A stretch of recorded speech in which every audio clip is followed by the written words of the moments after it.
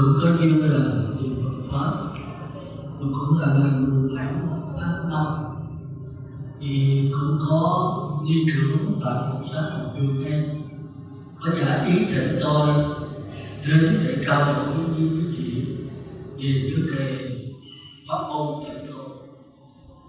Chúng ta cùng nhau và tất cả các giới cùng nhau xem niệm Phật của Phật A Di. Vậy trước khi đi vào bài giảng, tôi cũng cầu chúc cho pháp hội của chúng ta cũng như toàn thể pháp giới chúng sanh chống giảng sanh thành.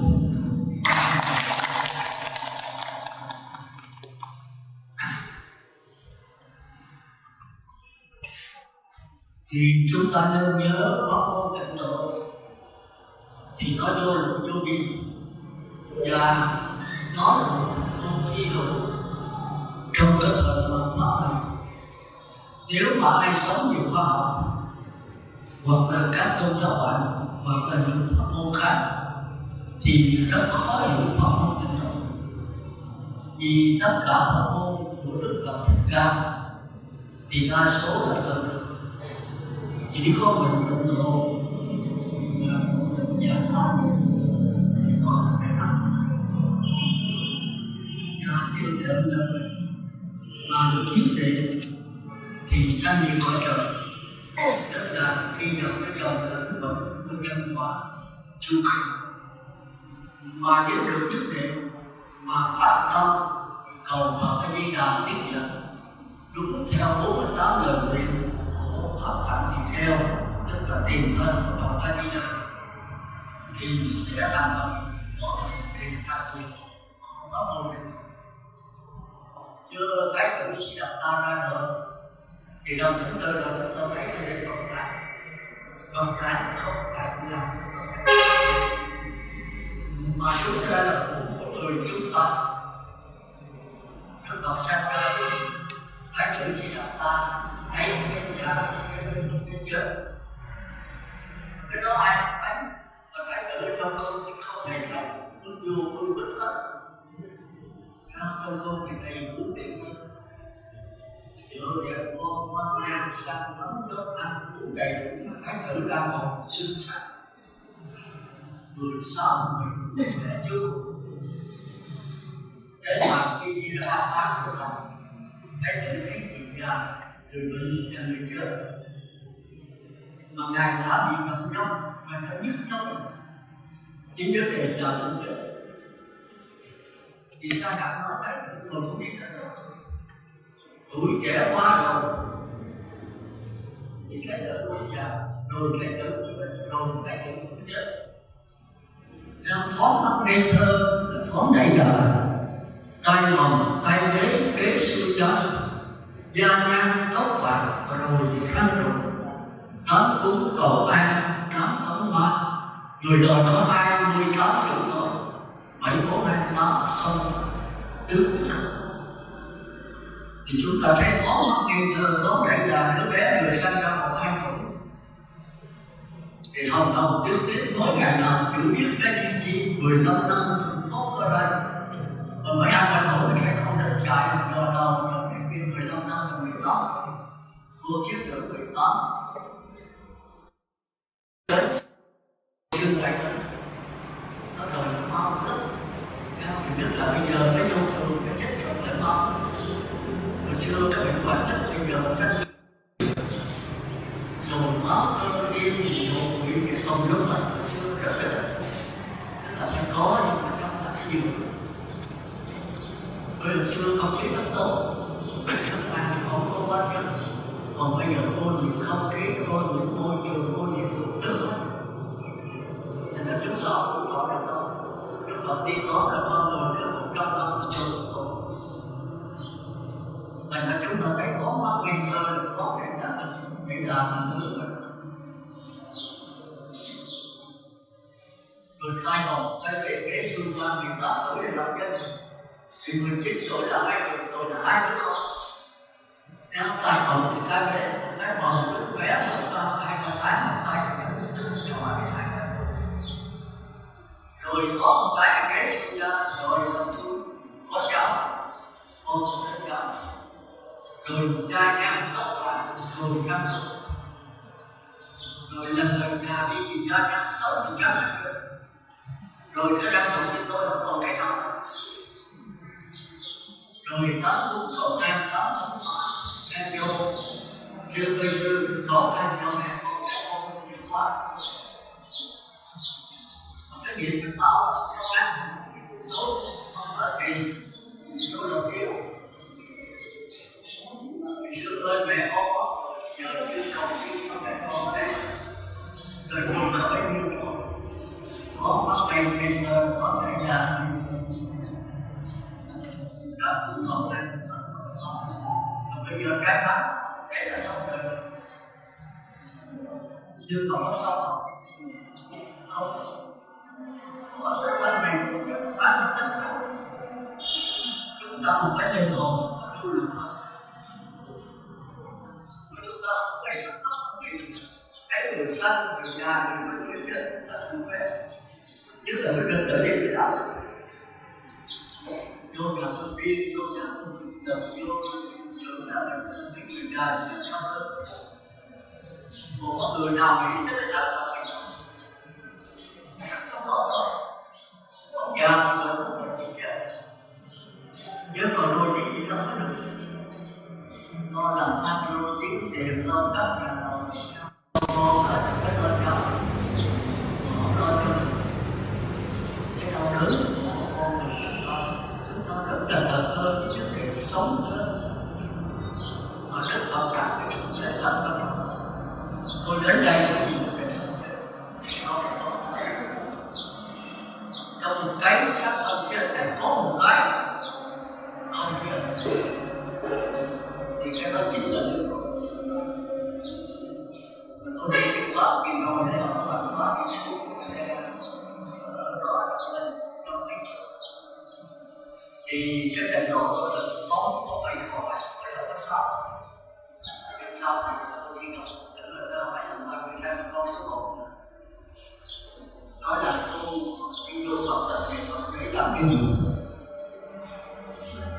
cái thứ hai là Đức Phật ai đi làm ở đâu mình muốn về nó mà ở đâu mới được cái thứ ba là lấy cái gì giảng sanh thì họ phải lấy cái thể xác của mình câu hỏi đó thì có thể có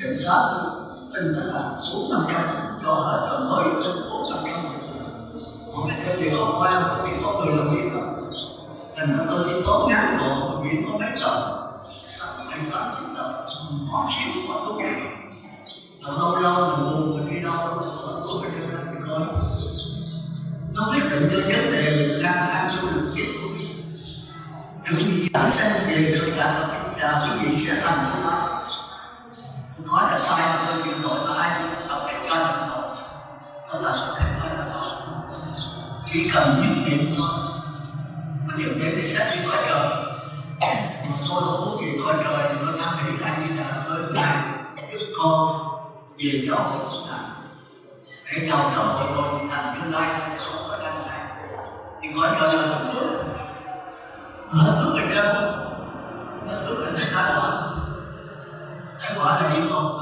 bị sắp sanh bước là mọi người phải trời thường nhớ sắp đến cái sắp ví dụ muốn tốt là cái này làm sao tốt không tốt nổi đâu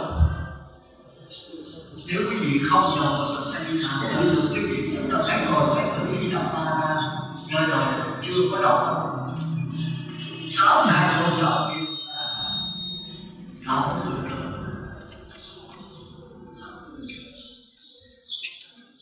là cái cuộc thi là cuộc trở thành cuộc thi viên nào là nhất trí sinh ra mà tôi nhớ có cho mình có một sinh ra rồi cái môn đạn này tôi là sinh hoa đàn nhưng mà tôi cho biết đứa con mình bị chịu mạnh cái sinh hoạt đó là thiếu thái tử ở Đà Nẵng nói nếu mà cha có bạn con xin lỗi cha con xin lỗi thì vô tình bạn con bất cứ gì con là phải làm ra có thể làm được cho nên không phải cha xin hỏi bạn có đâu là chuyện con cần luôn thì là sẽ không qua điều cái đó không phải là một tác động của mỗi người đó mà còn cái nó thật của mấy ông các bạn. Cái thứ nhất để tự sinh thật con kẻ lại không già, cho con khỏe lại không đau, cho con sống lại không chết.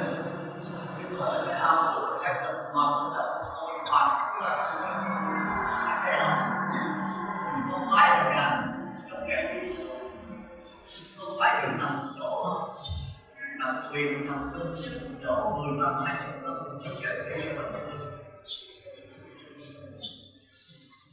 kẻ lại không kẻ lại không sống lại không chết là ai rồi các bạn nó không được đâu, không bao giờ có được nó không cả nó con sẽ đi tìm và con hứa với cha con sẽ tìm ra, nếu tìm ra thì cha con sẽ lại con sẽ trở về của cha một lần cả quanh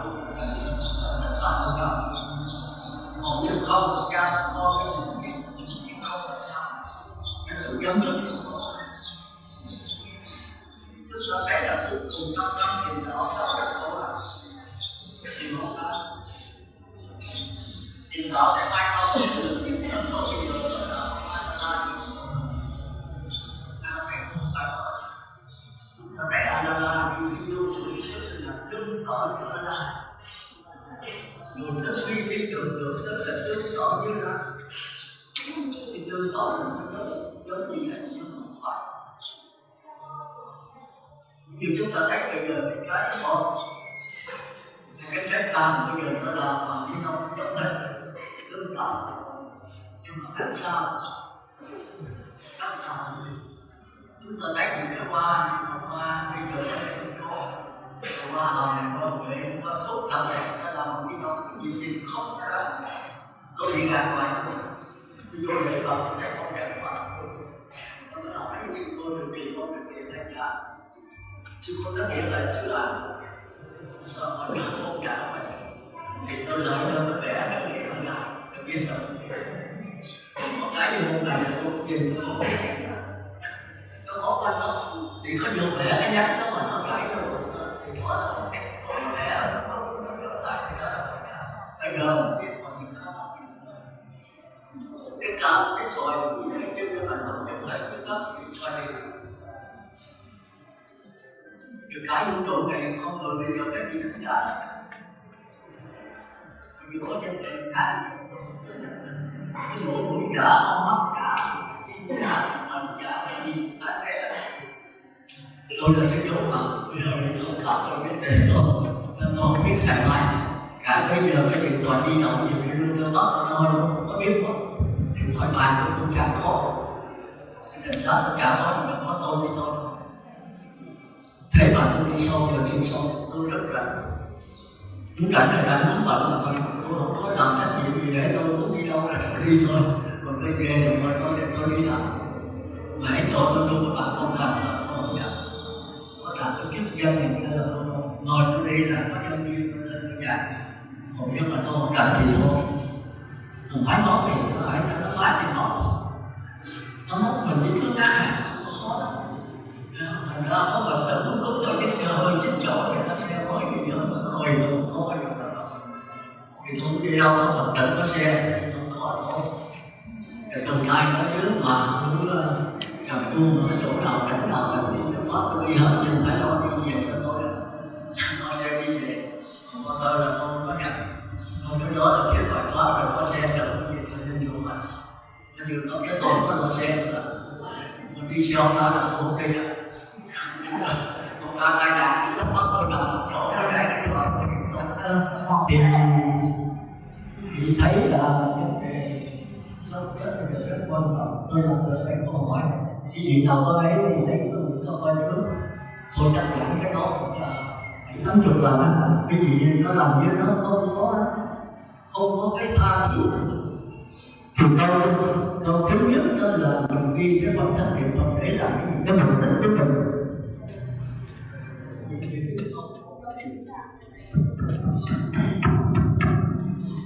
thì mình phải hiểu ở trên đoàn pháp trả lời sao biết tôi nghe đoàn pháp thì tôi tưởng tôi giỏi tập lại thứ nhất trả lời thứ nhất trả lời rồi để cho chúng con biết tâm, được nhất tâm để cho tụi con được yên vui. Người thứ hai phải để tụi con cứu tụi quyền thất tổ. Người thứ ba phải để tụi con đi chơi hết buồn. Trong niệm Phật để chơi hết buồn. Rồi đó, để là tụi con không đi là để hết buồn quá.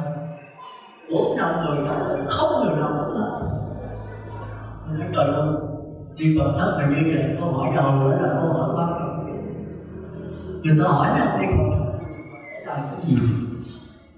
Nói tôi niệm Phật để cho hết buồn. Vui buồn ở nhà quá đi niệm Phật cho hết buồn. Rồi đi niệm Phật để cứu chủ quyền thất tổ của tôi. Đi niệm Phật để cho phải an tâm, cho bớt nghiệp. Có người đi niệm Phật để cầu cứu số. Rồi tôi đừng nói là biết họ Phật cần riêng nó cùng lúc mà. Thì ngay bây giờ niệm Phật là sát quả rồi, không bao giờ giảm sanh. Tức là không hiểu được vấn đề giảm sanh. Thành ra tôi yêu mà đi khai thị. Và nói tôi không để ý, sao mà để ý.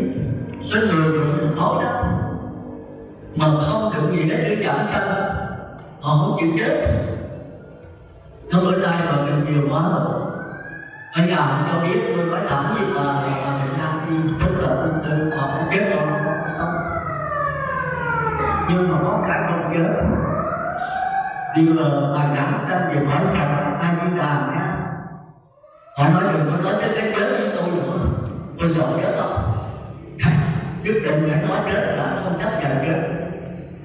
Tôi nói không chấp nhận mà một bà cũng phải chết thôi. Thì sao này là tôi để ý gì đâu. Chuyện tiêu gì Phật đó kìa. Dương âm hay. Ông nói cái chết nó khác, cái giảng sanh nó khác. Tôi không để ý. Cái giảng sanh đó là qua để thành Phật. Giảng là qua sanh là sống qua sống bên xứ cực lạc của Phật A Di Đà. Để qua đó là những gì không chết được. Còn nếu mà không giảng sanh thì đầu thai đó là chết. Bỏ xác thân này dương độ sẽ mang vào xác thân đó. Rồi các mong tới đó hưởng hết cái phước báo tuổi thọ rồi chết ra xác thân khác. Thì nó kêu là tái sanh và là đầu thai. Còn giảm sanh là khó. Giảm sanh là mình không thể về khỏi cực lạc và thanh niên nào. Thánh thứ nhất, thánh thứ nhì, thánh thứ ba cũng không thể được. Nếu không có sự tiếp dẫn của Phật A Di. Thành ra tôi có trận ngộ một cách tác nguyện là quan trọng hơn hết.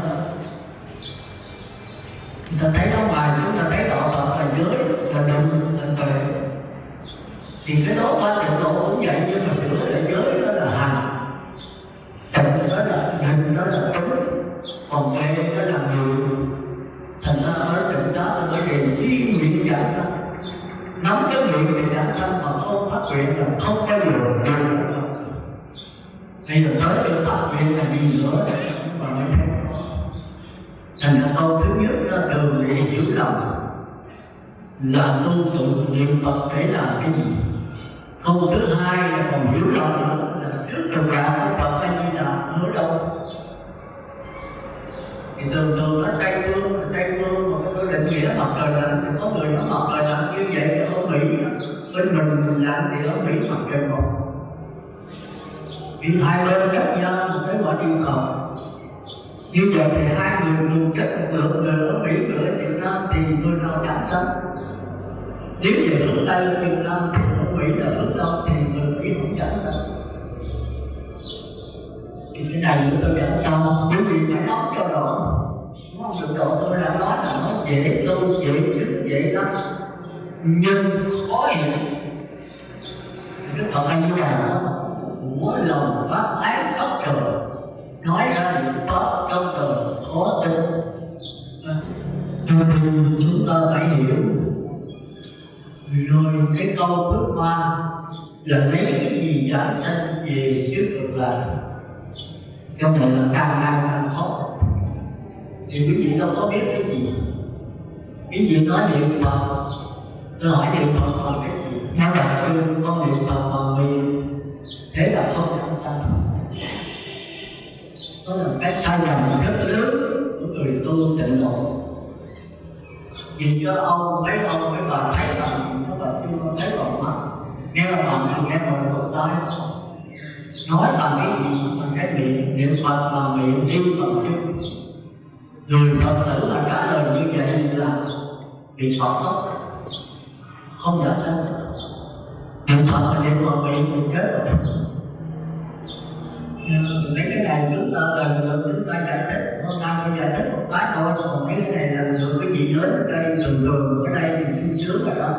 Thì còn tháng tôi phải đến một năm thì trừ ra tôi có đi là 2 tháng thôi, còn đa số là đi. Còn đó là tôi lặp lại câu hỏi thứ nhất là niệm Phật mục đích là để làm gì? Câu hỏi thứ hai là sức cực đạo trong Phật hay Di Đà ở đâu? Mình phải biết chỗ. Ví dụ đó mấy bà đi niệm Phật ở đâu đó, có đi học trường thì ông ôn đến học trường ở đâu đó, tôi không biết. Như vậy rồi nó làm sao nó trở mình nói, nó trở mình tốt lên đến đâu mình không biết. Mình có muốn đi về đó mình phải học trường bao nhiêu cả hay phải xa, thì cái đó là cái thứ hai. Còn thứ ba rồi khi mình kết tắt thở rồi thì nếu đã hết rồi thì nó có giảm sanh. Mà nếu còn cái gì thì còn cái linh hồn là sao? Hiện tại giờ mình ngồi cái linh hồn nó ở đâu? Quý vị phải nắm cho cái đó. Cái này chúng ta chắc cũng phải là 3-4 lần tôi thì chúng ta mới đi từ từ. Ở đây có bước, còn ở gặp cung thì mỗi kỳ xuống là mỗi kỳ phải có mà tôi không biết giảm sao. Thì sư cô đã thấy qua rồi đây là 2 tuần. Như kỳ rồi đó là 21 giảm đâu. Mà tôi 20 tôi mới về 21 tôi giảm rồi rồi. Tôi nói là 25 thôi. Thì đã ăn lâu rồi tôi không có trả bài. Tôi chẳng là tôi có. Anh đã ăn mốt là không nên phải trả. Ở đây cũng vậy là lần phải trả bài. Cái gì nào biết quá là tôi thấy vậy. Nghe thì cũng nghe. Mà trả bài thì không muốn trả bài. Chính cái trả bài mới là quan trọng. Hồi đó tôi nói là nghe lắm là tôi cái trả bài là nhìn thấy có động nào, có suy nghĩ, có cái chủ tử niệm Phật lọt trong ba lại ra trong linh hồn thì mình mới nhớ hoài. Mà chính cái nhớ này nó đem cho mình giảm sanh gì không ta? Khi mà chết rồi mình còn lại cái nhớ cái trả bài. Tôi không phải là khó, nhưng mà tôi học tri thức tôi biết là con người giảm sanh hay không thì có cái thức biết.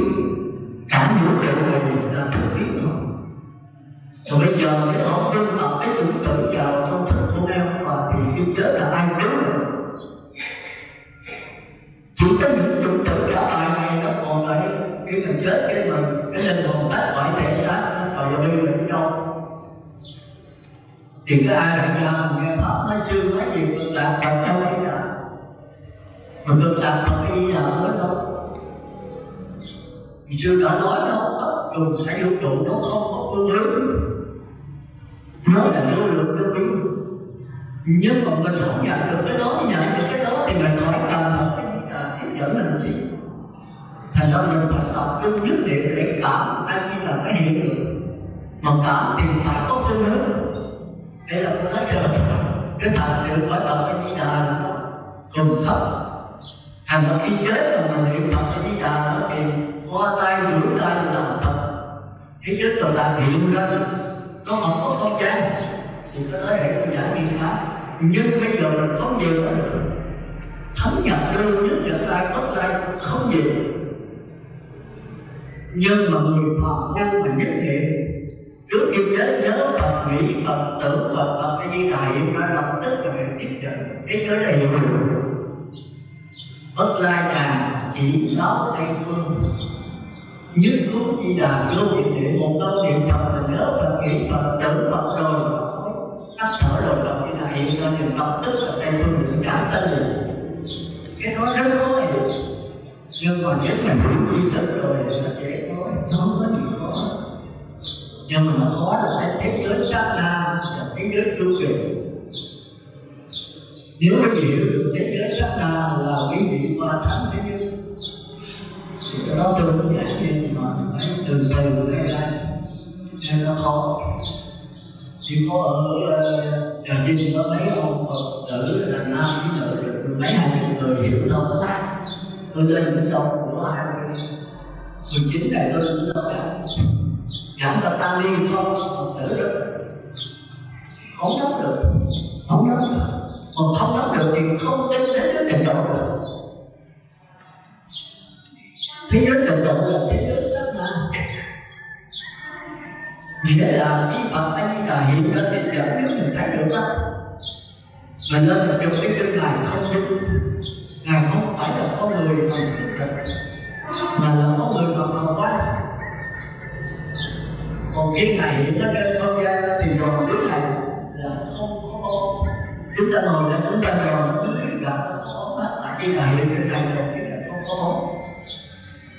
Còn cửa này nó thức ra đi theo cửa mà đi qua chất trường là lỗ đầu. Mà qua xếp lực lạc đầu các cũng như vậy đẹp hơn. Nhưng cái gì cũng đi qua cửa đi qua chất thì mình xuyên suốt. Những gì ngập nhau muốn tránh thì tránh, không tránh đi xuyên qua nhau.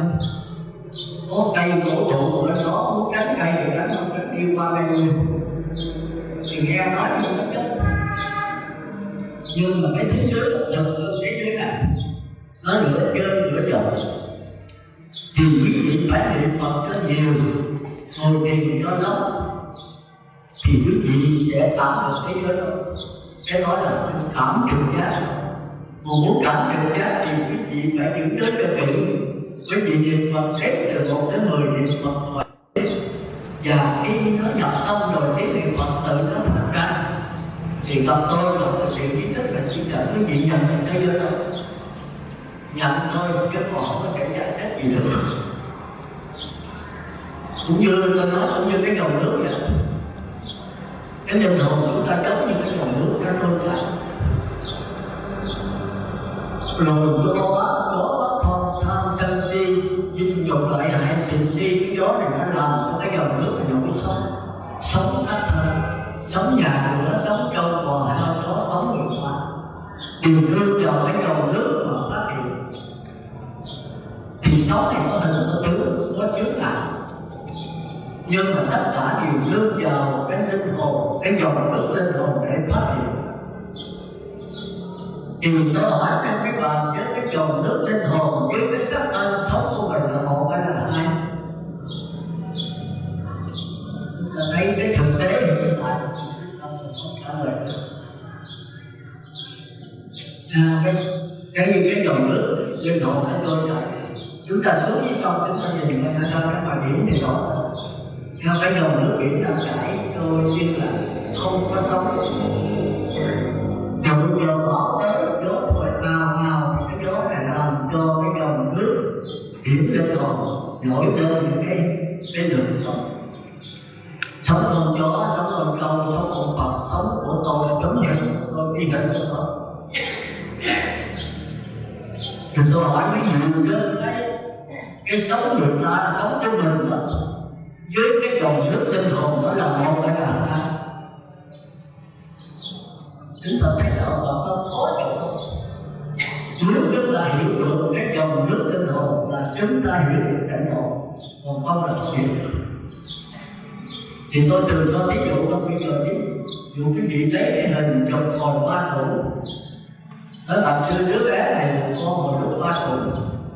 Ở đây thường bây giờ tôi hỏi đứa bé 3 tuổi với ông mấy bà bây giờ 50 tuổi là một người hay là hai? Ông phải trả lời sao? Ai trả lời được mình? Cái này có nhiều người nghe qua người ta đọc tới tập luôn là nó quan trọng lắm mà phải nắm được đó.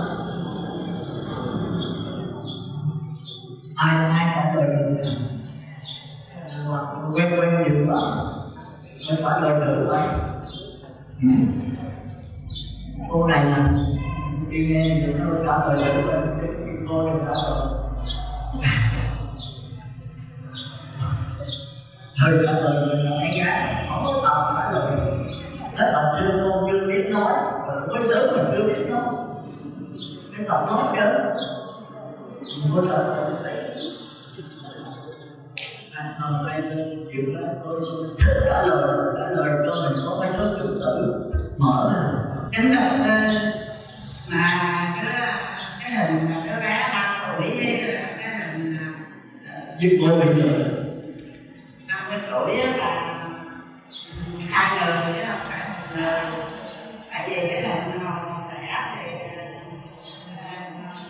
nhỏ bây giờ già khác, Tức là 2 người phải không? Sắp tới 2 người phải không? Dạ.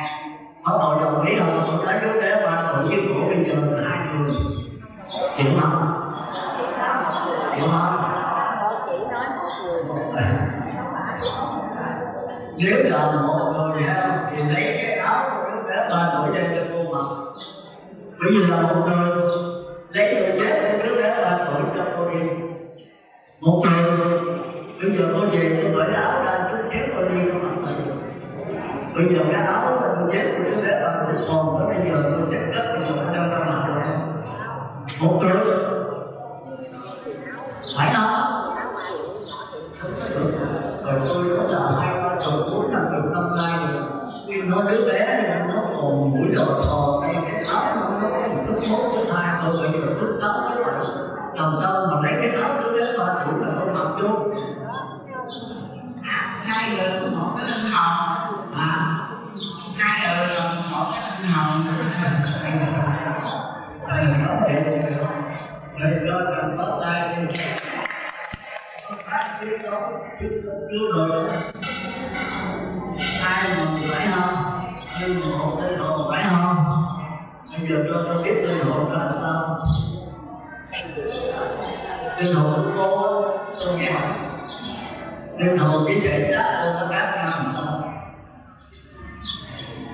Tên hồn còn sống mãi mà thể xác nhưng mà đã qua đời thì đã bị tính lại, chỉ còn cái linh hồn cắt vào trong da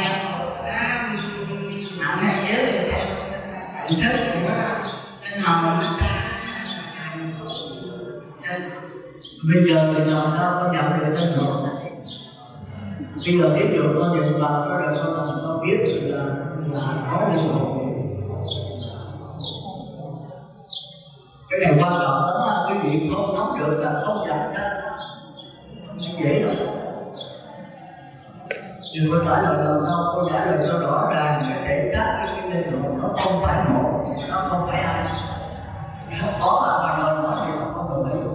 Đứa bé 3 tuổi với tôi bây giờ nói một là sai, phải 2 là cầm. Thì phải chứng minh làm sao một là sai, 2 là cầm. Bây giờ nói là sao? Còn phải nói là chứng minh đi, bây giờ đây con người mình. Đây là tôi, đây là thể xác. Tôi đây là linh hồn. Bây giờ thì chỉ cái này không mà cái này thể xác thì tôi đồng ý, mà nói cái này linh hồn tôi không đồng ý. Bây giờ làm sao nói cái này cũng là linh hồn? Cái này là thể xác là tôi thấy rồi, tóc tay những người ta là thể xác dễ dàng. Thì xin chỉ cái này cũng là linh hồn tôi không đồng ý. Nhưng cô nói sao? Đừng có đầu tóc đó. Nhưng mà nói sao? Tôi đây là chưa ai cứu bộ được. Cái này là tôi hỏi bây giờ tôi đi sâu nữa không trước tôi đã sơ thôi. Những chuyện về làm biết quá, cái gì phải suy nghĩ, phải đọc não một chút. Mà sư dạy như vậy nhưng mà bây giờ nếu mà lấy thực tại chưa nói xác thân mình là thể xác không đồng ý. Rồi hỏi linh hồn đâu sư nói cái này cũng là linh hồn, tôi không đồng ý. Nói là thể xác là không là linh hồn. Cái gì phải nhận cho rõ, bởi vì nói là thể xác trên linh hồn là một là sai, mà 2 là cần. Như vậy làm sao? Sao? Tôi biết là bây giờ ai có đạo Ai có linh hồn thì ví dụ như ai nói gì mà mình nhận được thì cũng nhờ cái linh hồn chứ không nhờ cái thể xác. sao? Ví dụ như ai nói cái gì đó mình hiểu được cũng nhờ linh hồn, mình biết được cái gì đó thì cũng nhờ linh hồn. Ví dụ như người ta nói cái này là một cái bông hoa thì mình nhận biết mình nhờ linh hồn chứ không phải nhờ cái thể xác. Bây giờ nói niệm Phật thôi. Sao là niệm Phật thể xác là sao là niệm Phật linh hồn? Theo con hiểu để niệm Phật linh hồn là luôn luôn mình để tâm đến Phật, luôn đến Phật, lúc nào cũng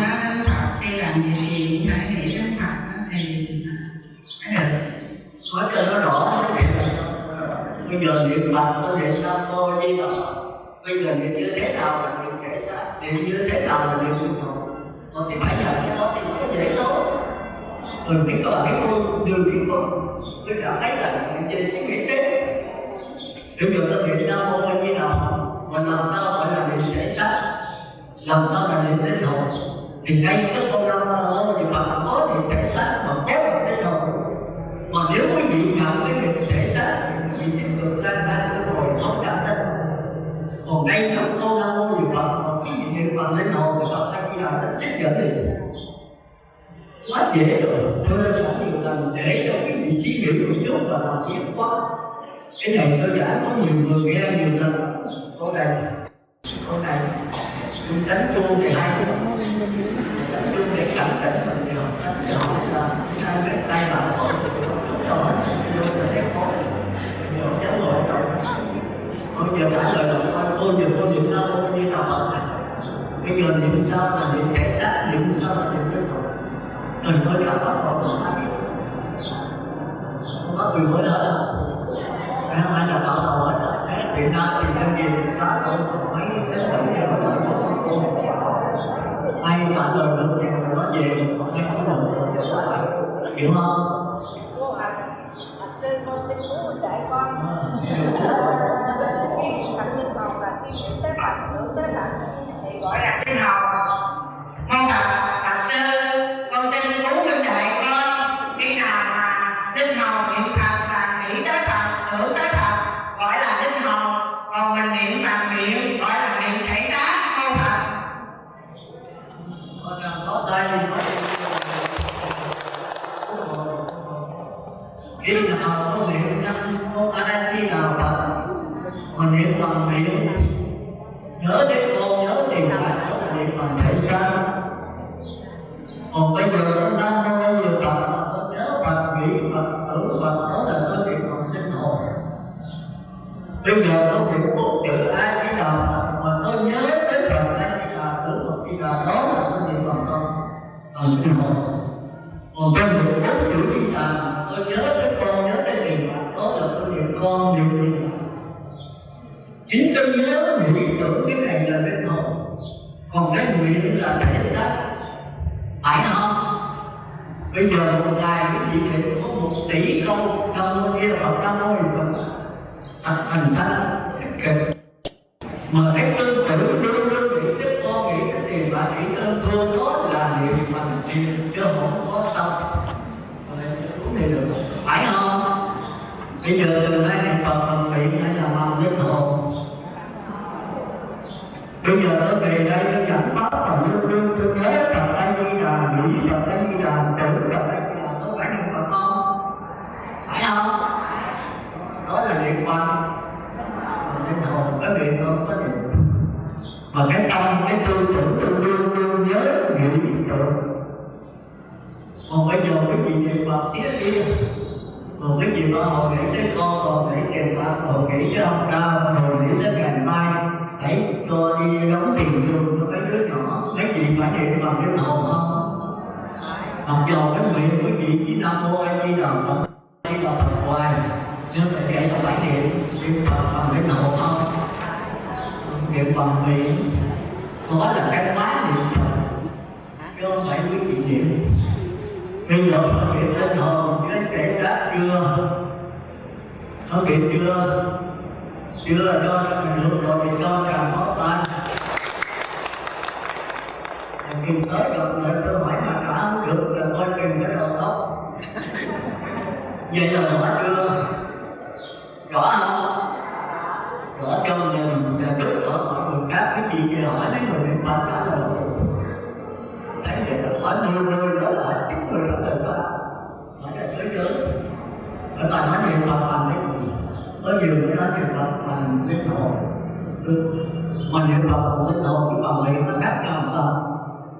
Trả lời. Khi tôi nhớ Phật, tôi nghĩ Phật, tôi tưởng Phật, phải cái miệng nhớ, cái miệng nghĩ không? Phải không? Cái gì nhớ, cái gì nghĩ, cái gì tưởng? Chết nữa. Cái gì nhớ, cái gì nghĩ, cái gì tưởng đến Phật? Tôi đi sâu lên kẹt. Bây giờ lên những lần bây giờ con mắt đi hơi sâu, thì tới một lần nó đi sâu rồi. Vì cái sợ tôi làm cho đến một đi sau, không có đi trước. Chuẩn bị đi trả bài với người ta. Nó làm chưa cố rồi.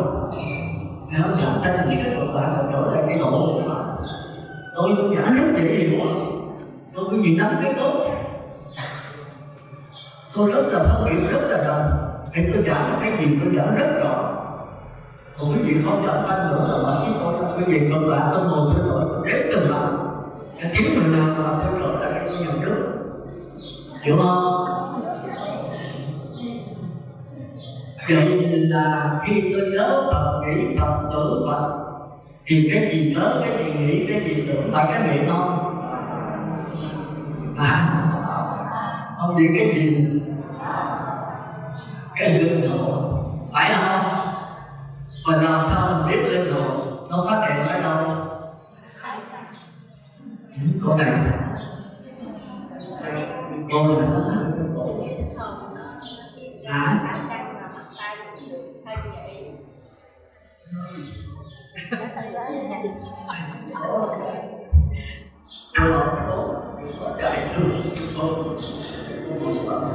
Kính bạch sư, cái linh hồn hay là cái thần thức đó, nó hiện ra ở 6 căn là mắt, tai, mũi, lưỡi, tâm và ý. Khi mà mình nhìn cái bông, mình biết được cái bông là do cái linh hồn nó hiện vào cái mắt của mình cho mình phân biệt được đó. thì cái Phật đó nó phát ra ở đâu? Cái căn nào nó phát ra cái nhớ, cái nghĩ, cái tưởng? Dạ, Căn đó là cái ý. Ý là cái gì? Là cái tâm. Cái tâm là cái gì? Cái tâm nó phát ra ở đâu? Cái ý là ông nội của linh hồn, cái tâm là ông nội của linh hồn, linh hồn ông nội của tâm. Nó có một thứ thôi, nhiều cái từ nó cái đó. Còn cái ý nó phát ra ở đâu? Vì không có chuyện gì xấu chồng đó mình. Khi mà cái linh hồn hay là thần thức nó phát hiện qua 6 căn, tôi có kể 6 căn không? Cái 6 căn là mắt, tai, mũi, lưỡi, thân và ý. Mà cái nào quan trọng hơn nữa? Dạ, ý là quan trọng. Ý là cái Là cái nó một cái căn nào để phát ra? một cái não. Tôi không thể là ý nó một cái óc, cái não để phát ra cái nhớ, cái nghĩ, cái tưởng. Vậy thì cái não mới là quan trọng, phải không? Dạ thưa bà. Cô đâm con mắt cô còn sống không? Dạ thưa bà. Nữ còn sống. Kiểu là trong đó khác nhận thấy. Cô chụp cái lỗ tai đi, cô còn sống không? Dạ còn sống. Cô cắt cái lỗ mũi cô còn sống không? Dạ thưa còn sống. Cô đụng hết cái răng cô còn sống không? Dạ còn sống. Mình cầm cái đầu cô còn sống không? Dạ sống. Đầu cái gì không? Thành ra mắt, tai, mũi, lưỡi, thân không quan trọng, mà chính cái óc là quan trọng hơn hết. Mà cái óc có phải linh hồn không? Dạ thưa, phải linh hồn. Hay là cái óc như vậy rồi? Cái óc nào là linh hồn? Cái thưa bà sư là cái óc nó mới chứa luôn của thần kinh của não. Mà nó phải là linh hồn không? Biết mà biết không tới, biết rất nhiều. Đâu phải đâu nha. Bây giờ đây là tiếng nói của Đài Phát Thanh Trà Vinh. Thường tiếng nói này ở đâu? Ở trong Đài Phát Thanh. Mà nước không có ống độ có tiếng nói không? Dạ thưa không. Mà nước có ống độ không có làn sóng có tiếng nói không? Dạ không. Bây giờ cái làn sóng còn có cơ hư có tiếng nói, còn tiếng nói không? Dạ không còn tiếng nói.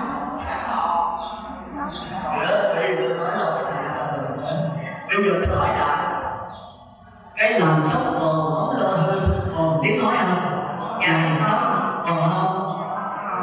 Còn bây giờ cái ống độ còn tốt, còn cái làn sóng phúc rồi còn tiếng nói không? Dạ thưa không. Tôi đọc số đây tôi nhớ là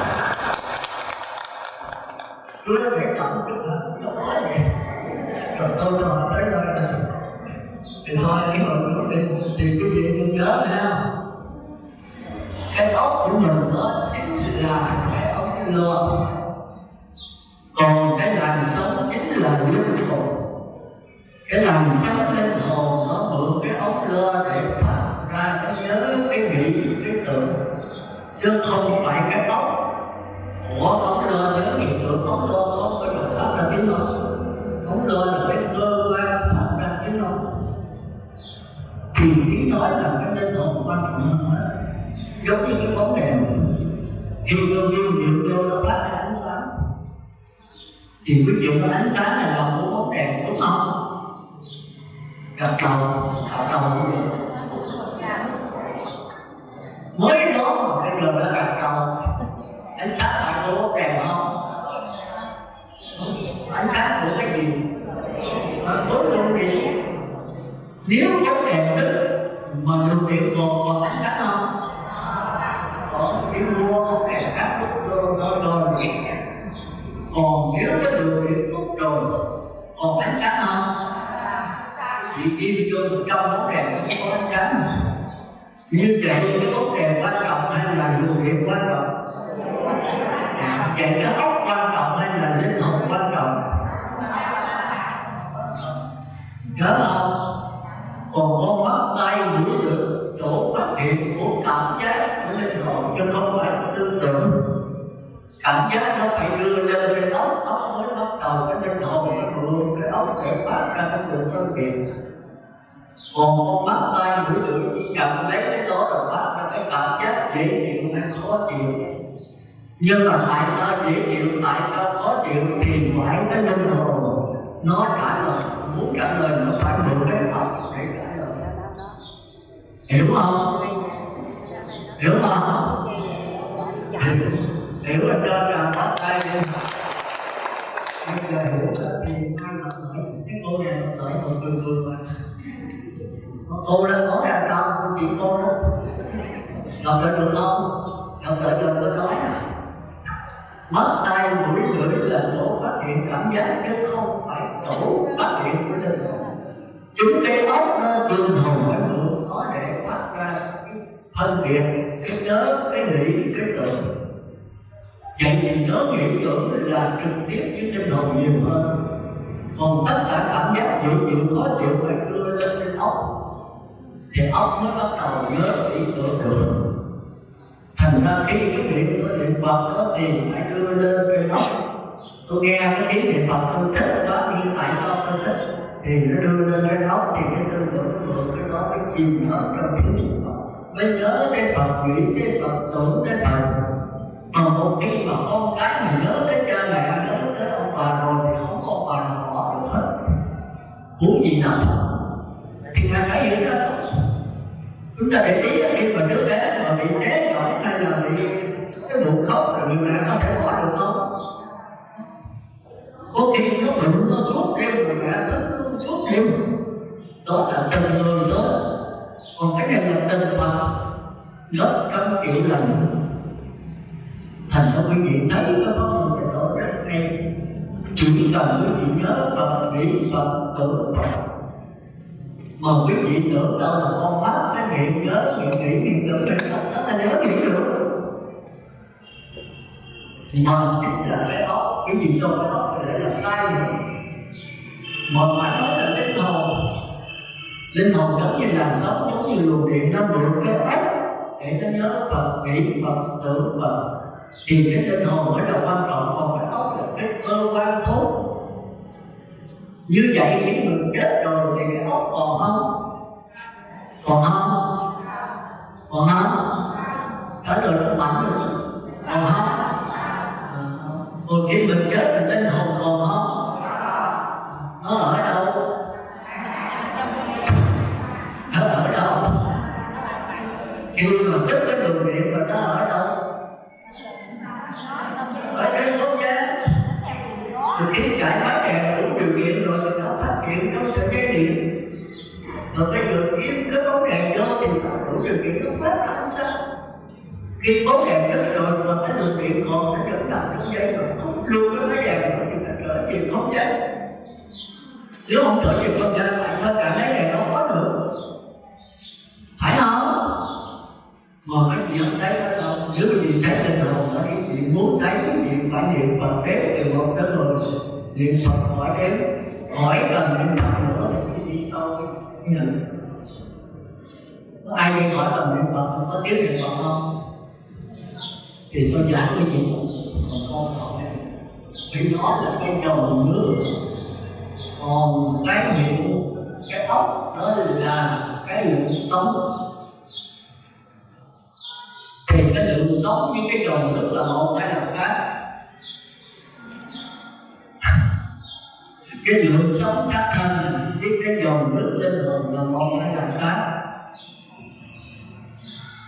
Mỗi bên thấy cái gì là bắt đầu có mó rồi, cái gì xối hồn, cái chuyện thối, vô đây là đáng người mình Phật cho nhất không? Ăn mặc không được cho cái đồ gì hết. Bây giờ ăn đánh kẹt là ăn. Bây giờ ngủ đánh kẹt đi ngủ, đánh giờ thức đánh kẹt đi thức. Những nhớ thêm Phật nghĩ cái Phật tưởng đó. Nếu mình niệm Nam Mô Giờ Phật mà mình nhớ cái Phật thì cái chủng tử Phật nó lọt trong cái linh hồn trên không gian. Rồi quý vị cứ mình niệm hoài nhớ Phật nghĩ Phật tưởng Phật hoài.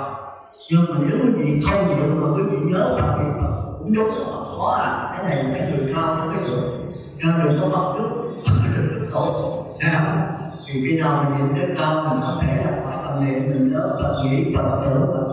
Còn bây giờ mình đã làm chuyện khác mình nhớ Phật nghĩ Phật tưởng Phật rất khó.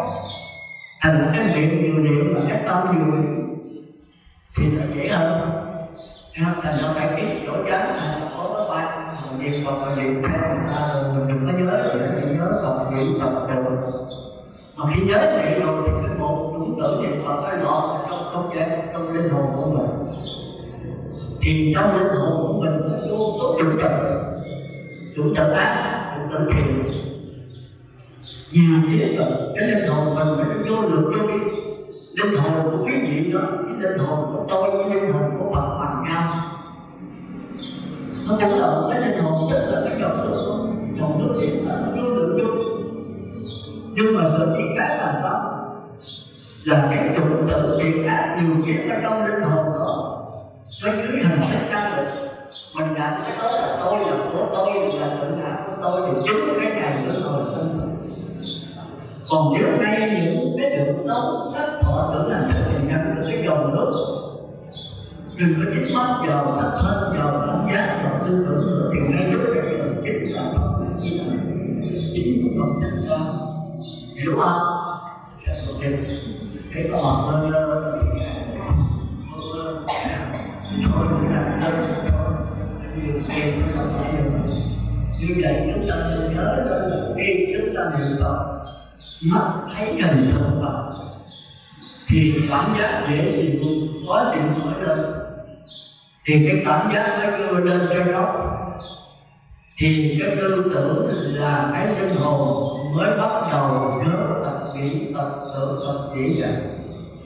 Khi cái độ tai nghe tiếng niệm Phật thì dây thần kinh thức giác cảm giác nó khởi lên cái dễ chịu, cái khó chịu thì nó đưa lên óc bây giờ nó nhớ Phật nghĩ Phật tưởng Phật dễ dàng.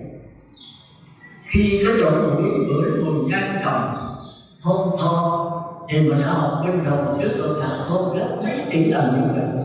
Cái hương của sen đó nó sẽ được làm của cái tòa sen nó không vô cùng. Thì bây giờ nó đưa lên lỗ mũi mình thấy dễ và đưa lên cái óc đầu với mình nhớ Phật nghĩ Phật tưởng Phật. Còn cái miệng mà niệm Phật rồi thì mình không niệm con cái, không niệm tiền bạc nữa, mình nhớ Phật nghĩ Phật tưởng Phật dễ dàng hơn. Còn cái thân này xây dựng trên mặt đời này các cụ đức luôn luôn xây dựng nó. Đức Phật tất cả chết xây dựng hướng tâm. Khi mình xây dựng nó thì mình nhớ Phật nghĩ Phật tưởng Phật dễ dàng. Thành ra cái khai thị của tôi tới cho người chết đó là không có 4 điều. Một là lễ hỏi người chết có sợ chết không? Nếu họ sợ thì phải giảm cho họ chứ. Và cái xác thân phải chết. Đức Phật Thích Ca 80 tuổi luôn phải chết rồi. Một bà sợ thì bà cũng phải chết rồi. Nhưng mà có một cái không chết, đó là linh hồn, tức là cái nhớ Phật, hiểu Phật, tưởng Phật. Nó mượn cái óc để nó nhớ, chứ cái óc không phải là nó. Khi cái óc chết rồi thì nó ở trên không gian. Thì chính cái nhớ Phật, nghĩ Phật, tưởng Phật này đó, bây giờ bỏ sắc thân rồi thì cái nhớ hiện tượng rất là minh mẫn, rất là lanh lẹ. Thì Phật hiện ra thì con tay duỗi tay là sức lực lạc hiện ra được không? Vì sức lực lạc nó không có đến, không có đi, nó không gian, nó ở đây. Mình muốn bây giờ quý vị thấy không? Tại cái tâm quý vị chưa được. Thì tôi hỏi quý vị hả? Bây giờ cái đài phát thanh là gì? Cái đài phát thanh này bây giờ mới dùng cái bản lực đài phát thanh Sài Gòn với đài phát thanh này. Bây giờ mới dùng bản lực đi về đài phát thanh Sài Gòn, đi về đài phát thanh này, cái nào đến mơ hơn? Cái nào đến mơ hơn? Phát thanh Sài Gòn mơ hơn. Tại vì nào? Trước đi cùng bản lực cùng tốc độ. Còn bây giờ tôi hỏi quý vị chứ cái đài phát thanh ở Sài Gòn nằm ở đâu? Phải trên không gian này không? Phải không? Còn đài phát thanh Mỹ ở đâu? Trên không gian này. Bây giờ tôi đem hai cái đây vô cùng bằng nhau cùng một hiệu. Tôi bóc cái tần số đài phát thanh Mỹ, tôi bóc tần số đài phát thanh Sài Gòn. Tôi đã 1, 2, 3 nhận lúc một lượt hết.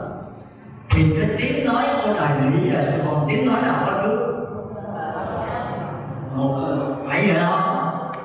Thì cái đó không kêu là đi và đến, nó phát hiện thôi, nó có sẵn trên không gian rồi, nhưng mà chỉ có bắt đúng tần số nó không hiện. Phải vậy không? Thành ra nếu cái gì bắt đúng tần số thì đài Sài Gòn, đài Mỹ, đài Anh, đài Pháp, đài Trung đều hiện một được hết. Phải không? Còn nếu cái gì đi từ đây tới Sài Gòn, đi từ đây tới Mỹ, đi từ đây tới Anh, đi từ đây Pháp là có không gian, thì phải có trước sau, có gần xa. Phải không? Đó là thế giới của cõi trời, xuống địa ngục, ngạ quỷ, súc sanh, cõi trời lục giới, sắc giới, vô sắc nằm trong không gian, có đi và có đến. Còn thế giới của cực lạc, hạ phẩm hạ sanh, hạ phẩm trung sanh, hạ phẩm thượng sanh, trung phẩm hạ sanh, trung phẩm trung sanh, trung phẩm thượng sanh. Nếu một người giả sanh thì hạ phẩm hạ sanh, nếu một người giả sanh thì trung phẩm thượng sanh. Hai người cùng chết còn được thì người nào chịu trước? Người nào chịu trước? Không được, cho rằng bắt tay để nhớ. Còn quý vị giảng sanh về cõi trời lục giới, tứ thiên dương đi giảng sanh về cõi trời sắc giới của tứ thiền, thì người nào chịu trước? Hay là một lượt? Có trước có sau, bởi vì nó nằm trong không gian, nằm trong không gian. Cái kia là không có không gian, nó nằm trong trên cái thời gian thôi. Chỉ khi là bắt tần số nhất thức phải là này, chứ không có đi không có được. Ví dụ nhất thức một cái là cái này là hiện liền cái tiếng nói hiện. Quý vị nhất thức một cái là này con có bị hiện tiếng nói hiện. Quý vị nhất thức một cái là này đi xem có ai hiện. Không có cái nào trước, không có cái nào sau. Bởi vì nó nằm trong không gian, nó không có không gian, nó nằm trên khoảng không. Thì kết hợp lại cũng vậy. Chúng ta vừa kết lại như là hiện ra rồi, chúng ta nhìn lại. Nó không có 1 phút, 2 phút của thế giới đó. Trong cái kia là thế giới sát na. Còn thế giới của chúng ta là thế giới hiện tại. Cái hiện tại thì có quá khứ, có vị lai. Bây giờ tôi ngồi đây là hiện tại. Mà cái chỉ tôi ngồi đây bây giờ nó được là quá khứ cho tu tập, tôi học hỏi kinh sách, nó nằm trong hai đại giao. Thì bây giờ tôi phải được cái quả đó. Ví dụ giao cái hộp danh 4 năm về trước, thì bây giờ cái hiện tượng của cái cô hưởng và tam được không? Rồi quý vị nói rồi thì trong vị lai nó sẽ được cái thế giới chúng ta đang sống bây giờ. Nhưng mà cái đó phải là đạo Phật không? Đó là đạo trời. Một thời cách của thì ta đã có. Thành ra Đức Phật không chấp nhận hiện tại. Thở vào tâm tĩnh lặng, thở ra miệng rồi an trú trong hiện tại rồi. Đẹp điều rồi. Đẹp thì có đẹp, nhưng cái đẹp tương đối khỏi trời tứ thì hưởng hết không rồi phải được rồi sanh. Như vậy chấm dứt hiện tại được không? Chứng dứt hiện tại là chấm dứt nhân quả. Mà chấm dứt nhân quả là được rồi, sanh tử chấm dứt luôn. Như vậy làm sao chấm dứt nhân quả? Thì cái đó để kim cang, trong kim cang có dạy cái đó, nhưng mà nó quá cao, cái gì không nắm được đâu. Thì khi nào ngồi tới hỏi bằng niệm Phật thì cái tiếng niệm Phật nó nhập trong cái hồn cái gì rồi nó đầy nó càng nó phát ra. Thì quý vị ngồi xuống nó niệm Phật nghe có tiếng niệm Phật trên không gian. Rồi quý vị mới tóc nó vô cái đầy rồi cái tràn mở ra, rồi quý vị tóc vô cái tràn ra, không có cái gì xem qua nữa, chỉ còn nhớ Phật, niệm Phật, nữa Phật, hình ảnh Phật nó hiện ra ngoài. Thì người này rất là thông minh, rất là sáng, nhưng mà không phải là trí tuệ, nói lời Phật trời. Nhưng mà người này gặp thiện ý thức, gặp một thánh nhân giúp đỡ thì nó có thể qua rồi, còn không thể qua. Thành ra bây giờ cái giảng cái gì cũng có hiểu. Thành ra đến chung kim cang Đức Phật nói quá khứ tâm có khả năng, hiện tại tâm có khả năng, vị lai tâm có khả năng, không có cái tâm. Do cái đó mà Đức Sơ ông tu tiền tâm thì ông thấy rằng ông Lâm Đà tu nhất thiết ngọn nhất thở, không có hiện tại, không có quá khứ, không có gì ra. Ông lên trên đó ông sẽ phá ông tổ.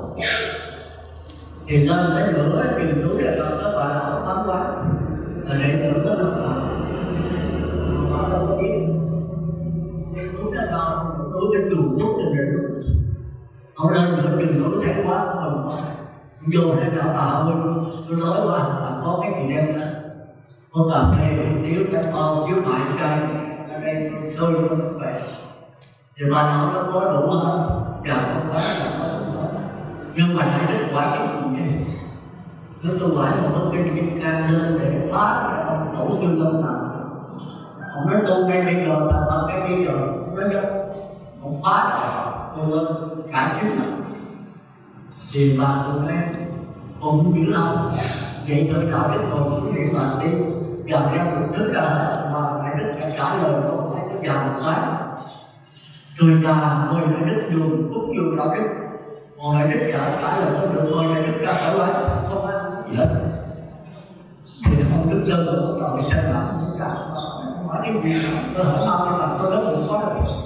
Nếu tôi hỏi một câu đại đức nói đến đây thì điện tâm, mà trong kinh kim cang đại đức phải theo đó là quá khứ tâm có khả năng, hiện tại tâm có khả năng, vị lai tâm có khả năng. Không có tâm nào nữa, đại đức ở đây thì tâm là những cái tâm nào? Cái linh hồn là linh hồn ở đâu? Linh hồn nó có. Niệm Phật là linh hồn, mà niệm Phật cái gì đấy? Nếu mà Nam Mô A Di Đà Phật là niệm Phật mình, niệm Phật linh hồn là niệm Phật cái gì? Mà nếu là nhớ Phật, nghĩ Phật, chữ Phật thì nó ra sao nó to lớn? Cả như vậy, tôi sẽ tìm tới cái đó. Tôi cần nhớ Phật, tôi nghĩ Phật, tôi tưởng Phật. Thì tôi mở cái đó phải nhớ, nhưng mà nó ra sao? Làm sống hiện ra sao to lớn? Nói là điện nó mượn nó có kèm để nó phát ra sáng hiện ra sao to lớn mà. Cái đó mới là nó có hình tướng. Bây giờ trả lời sao? Thì cái đó chậm tôi sẽ nói. Chúng ta sẽ thấy ở trong con người này phức tạp. Nếu mình học di tích thì thấy sáng tỏ. Còn nếu sáng tỏ rồi đến ngày mình còn chẳng sanh mình dễ dàng, mình tin tin vững chắc. từ nay có ai nói nữa nói kia thì ta vẫn giữ như kiền uống chân ba chân.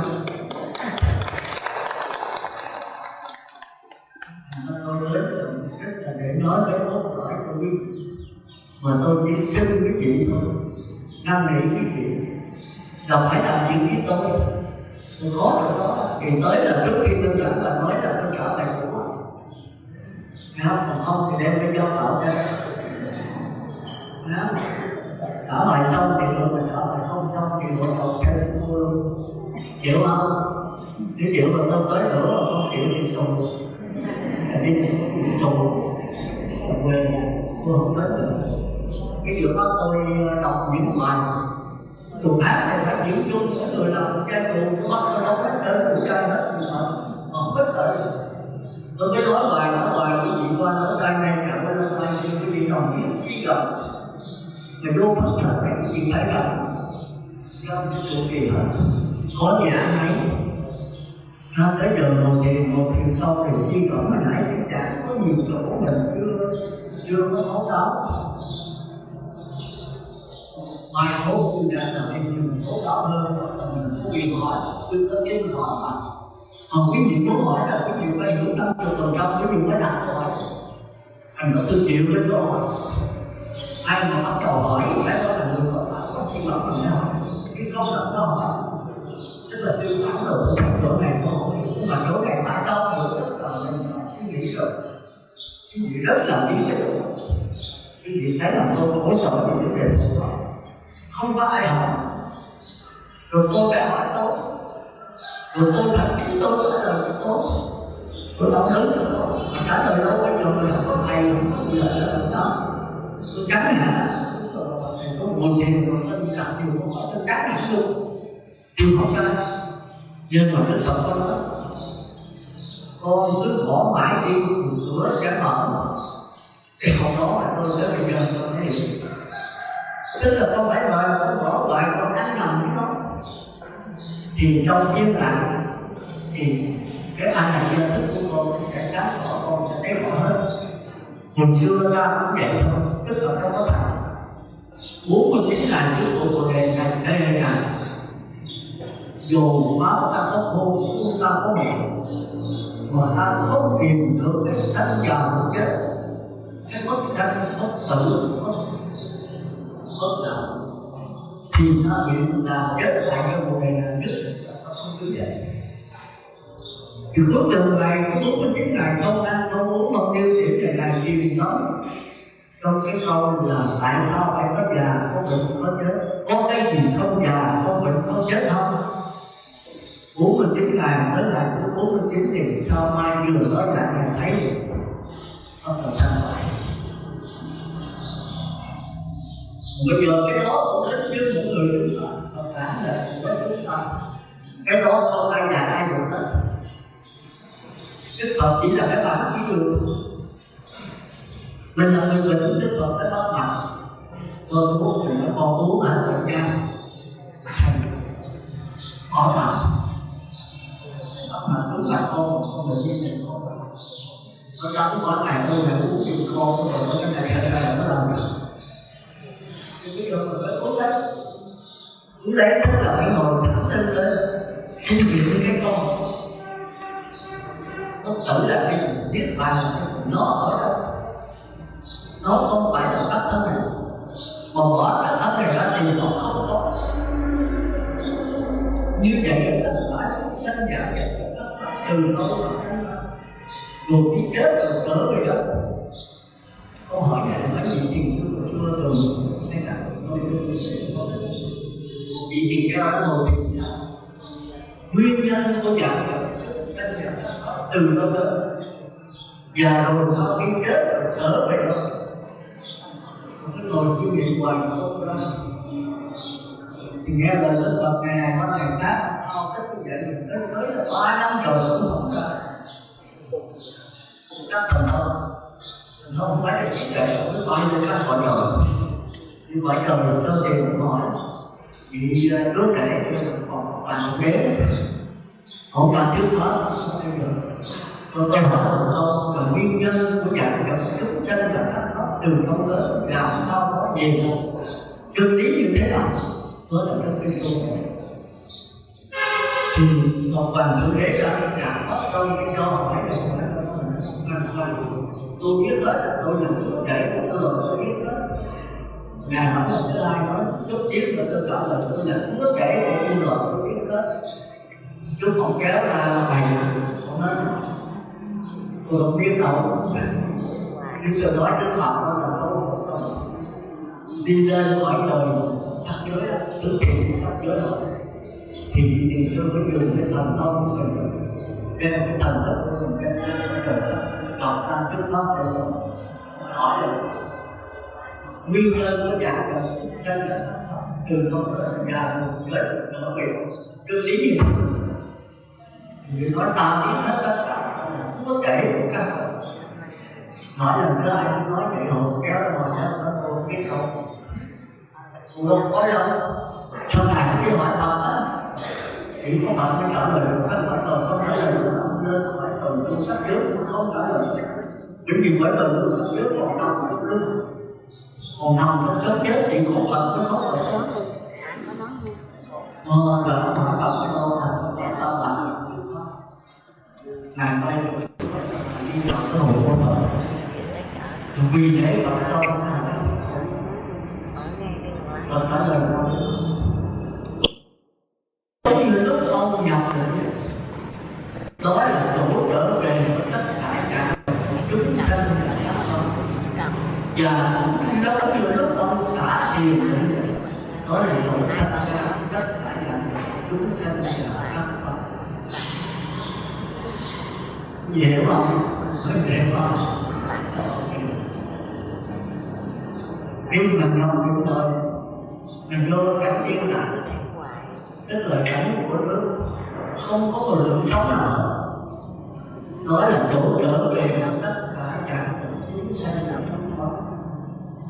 Khi mình xả thiền ra mình thoát động mất thấy tai nghe mũi lưỡi này kia rồi có cảm giác có chưa rồi có cảm có thì mình sống bắt đầu nổi lên, đó là chỗ sanh ra tất cả chúng sanh là không có.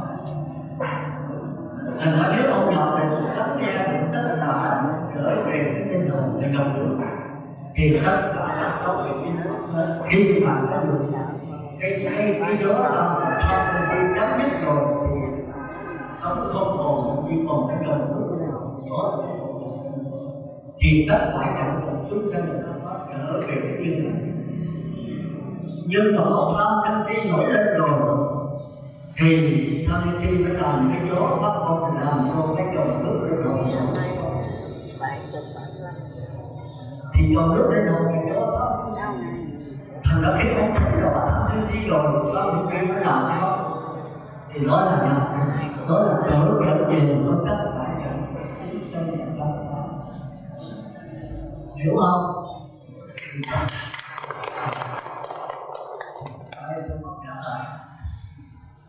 Tôi nhận sao nói vậy vì tới tôi làm cách pháp thì tôi biết gì cũng truyền lắm rồi vì tôi truyền tới là cách pháp không có 4, 5, 6 cách cả nên cách này là quá cô động rồi khi đã mà đi chờ 15 năm chúng ta thì thấy nó rõ để có cái bản được thì nó hơn.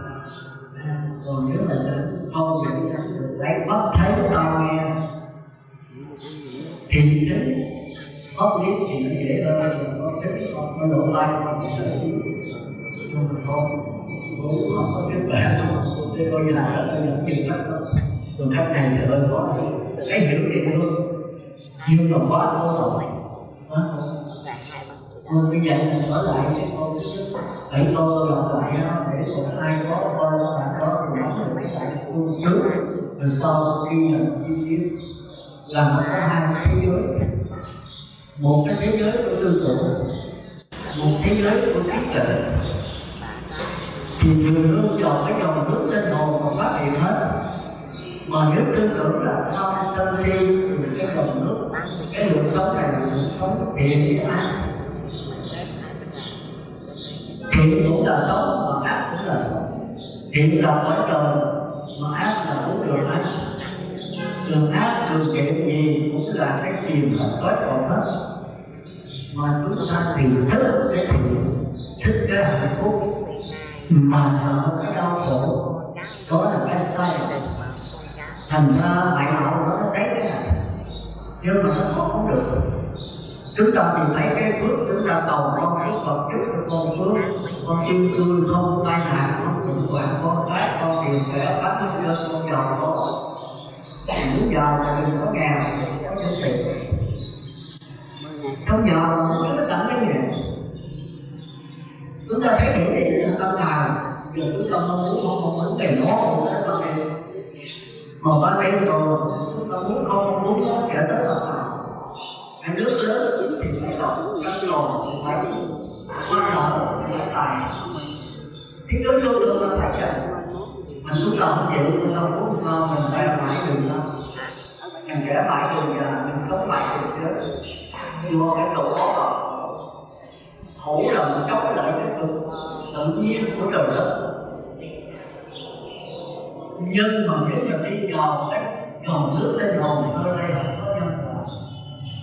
Cái chỗ phát hiện ra nhân quả thì cái chỗ này cái nhân quả mà khoa học với là làm cái này và khoa học với là để còn cả cái đoạn cái là cái và nó biết cái này là đâu. Sau qua bác nhã tâm kinh thì con không có gì sao không có thì không biết các bạn phải thấy hay không. Nhưng mà làm sao tốt giờ đó, làm sao nhận được bản thể thì không có môn, không có thầy, không có lai rai, không có từ nhận đó, nhận ngay bây giờ phải đây. Thế là tôi đã nhức đầu, không phải nhức đầu. Tôi nói vậy làm sao theo nó làm sao tôi tới trường khoa cái thủ là đi không hiểu. Con nó từ ra biết được thì cũng là cái gì con không hiểu rồi. Nó cao nó vô trọng, nói là tự ái. Mà cái truyền thuyết của tuổi là yêu cái tầm đó, cái chân đó là cái cốt bảo của Ấn Độ. Không như Ấn Độ không có ra ngoài. Thành ra mấy vị tăng sĩ là rất cho con phụ chân là không cho ra ngoài là cái định pháp thường có ngộ. Ở bên Trung Quốc đó mấy vị là tu tiên nằm như bao em chưa nằm như bao thấy cái việc của là nghiên rồi chắc tư tiên cho chị. Ở Ấn Độ có việc của là nghiên thì đem qua tàu người ta tắt qua tàu cái nhiều còn đây là con trâu nó không có đâu. Ông vua mới quỳ lại thì cũng là trời đây cầu xin làm sao có được cái việc tiền bên đó có những mấy vị tiền xưa mới tạo được cái con phòng tiền có một gì nó mới phát tâm mà đem ra là không được trời tu kiểm soát rất là đẹp thì vị tiền xưa đó là mới viết cây để cái dạy viết cây hết rồi trời đi còn một có nhét vô trong cái tù mổ bắt tù nhét vô trong thì nó kia nhét rồi nó mang rồi thì sau cái ngày trước chương họ đưa cho đi vô xét hết vào trong mình đó giờ đi nó xét hết nó thấy cái gì họ không nghe nó bắt được cái ngày sinh này nó lại nó trả họ mới lại được hỗ trợ nó dùng sơ ý rồi rồi nó không có về tới cái Trung Quốc thì ông vua mình quá bị dùng có cái đứng trước là cũng đồng hết mới ra tới tận ngoài biển một chiếc đó sau khi tiền xưa thì vô nó mới nổ ra mới đem đi rửa sạch nó thành cái phút sau nó mất bị máu nó lên thì cái đó là cái truyền thuyết của Lương Nghiêm cái gì coi lên thành thì mình thấy nó không biết có thật hay không mình thấy không hay là thành ra tôi thấy mấy bạn tiền xưa tu ở Trung Quốc thì nó người tu không coi Thủ Lăng Nghiêm là muốn cái đời tu muốn cái đời cái trường con cái ký của nó nên tôi qua đời dịch nghe sao không hiểu được mà tôi là chứng án của tôi coi nhiều tác giả mấy tác giả thì sao không bên đây thì nói chuyện cả để học cái lời bác sĩ học theo cái gì không bắt đầu coi cái chia ra từng không mà chúng ta thấy cái căn cơ thì tâm bên đây trước là học cái con đi rồi ông già tìm con không kêu học ở đây cũng học bác sĩ gì cũng rất là thông minh. Vì sau khi cũng thấy mình có cái Việt Nam cơ hội tàn nhẫn cũng bắt đầu theo các chiến chống lại cái đó có thân với có điều có khẩu rồi mới điều tra biết rồi thấy bác sĩ người ta cũng bắt đầu nó trốn tụi gia đình khám cho nó cũng mới đi vô chùa xong rồi đánh cũng chùa thì chúng ta có thể cũng vô thấy hai bạn người đến tốt nhất bên đây thì của Thành Tú, bên đây của Hồn của Việt Nam. Thân thị Bồ Đề Thọ tâm như minh rảnh rộng, còn dòng tính giá cần. Con cái này mình biết tôi là thân giống như cái cội Bồ Đề. Tâm thì tôi sẽ hiểu biết của mình giống như cái này tôi xoay. Thôi là nó tức là phải giữ giới ra từ ngoài từ cái nó mờ. Giờ nó thấy là nhiều. Tới chừng qua có huệ năng Bồ Đề Bổn Châu Thọ minh cảnh diệu thí lợi bổn đại đô nhất dục xếp há trần thân không có được đó là Bồ Đề không có đâu minh cảnh diệu thí lợi tâm không có luôn thì lấy gì thì những trần đó nó lên nó kêu không thể nói không có thân không có ai quá khứ không có mà hiện tại không có thì chúng ta không có chỉ phải nói theo cái gì mới được hiện tại bây giờ nó đâu con biết sửa nghiệp giờ tương lai là con muốn cho nó cơm sáng mà giờ phải trốn cái này hiện tại không có tương lai thì tôi cái gì bây giờ không có thế chấp đi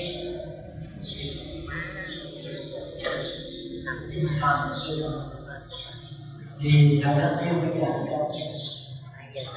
cái đời ơi cái này nó bảo pháp là một cái này là không cái trời được rồi không có bây giờ con nghe con hiểu rồi nhưng mà mình chưa tốt lắm thầy cho con những cái nào giải thích về vấn đề mà Bồ Đề cũng vô tỏ nên cảnh diệu khi này cũng là vô nhưng xưa nay có một giờ thấy những trần cái việc tinh thần nó rõ nhất thì các em cũng là nghiêm trọng giờ con trai con biết cái cần con hơn mấy lần những con nghiêm trọng con chín rồi con biết là cái con đó là không có ý thức rồi con không có hiểu mình ý thức đâu con có cả 10 năm ý thức cái tháng không à con giờ cái tháng là không nhưng mà cái tháng mình học là 8 tháng cả 10 tháng giờ cho lên cái tháng nhưng mà đừng biết học rồi chưa được thì tôi mới nói là con đi trở lại coi là tôi nghiêm vô để hiểu hạnh phúc của con còn cái tôi đã tôi có không biết cái chừng coi cái tỏ mà đức Phật dạy cho nó ra bị ma tham gà thấy không biết là bị khổ ở đây không đi qua một mình thì bây giờ thấy ai đang học phải đúng tốt đó thì rất là đức Phật ở đây này mà bây giờ thỉnh anh vô trong nhà để rồi anh không dám vô họ lên cái chú của bài đạo trong cái chú đó anh lên anh đi theo anh vô nhà họ không anh để họ nhớ rồi anh là thầy tỉnh đó rồi họ thích cả bên lúc con không được đó thì Phật cái học tâm mới sai ông xã là có theo sẽ chưa thành chú của người yêu đó cứu rồi tôi về rồi cái phần anh giờ nó sạch cả anh em rồi tu thì tới tình xã rồi và theo đó ông nói là ông khổ đạo ông cả anh em rồi tu thì Đức Phật thì nó tôi ngồi xuống đi tôi hỏi cô thương anh em chỗ nào nó còn bắt anh em trong lúc mình tu đẹp luôn Đức Phật nó kèm con à còn thương cái độ chỉ chậm dừng và an hẹn vô cùng cái sống mũi thuốc mũi không hẳn con thương cái độ tay dài đó là cái Phật mà nói cứ rấy không hẳn con thương cái miệng giống như là cái chim mà cắt ngang nó miệng là vô cùng hết chó Ngài nói đồ nước biết không à. Còn thưa các bạn đi rất là dịu dàng cho trẻ. Mồ hôi đó là nước tiểu, nước tại con không có cái gì không cho con. Nghe con ngộ nha. Của truyền của đại sao không? Con đang phải làm đôi này, con thấy là con sẽ làm. Con xin xuất gia, con có xuất gia. Con thấy tại các con là hắn. Con thấy nó nước của con đó. Nó coi là cái chuyện của hắn. Con coi là thì tới cái ý rồi, con lại cho rồi sau đó ai ăn mới tốt. Phải thế con không ngờ thế con cứu là con tập giới rồi, cái đời con đã tiêu rồi.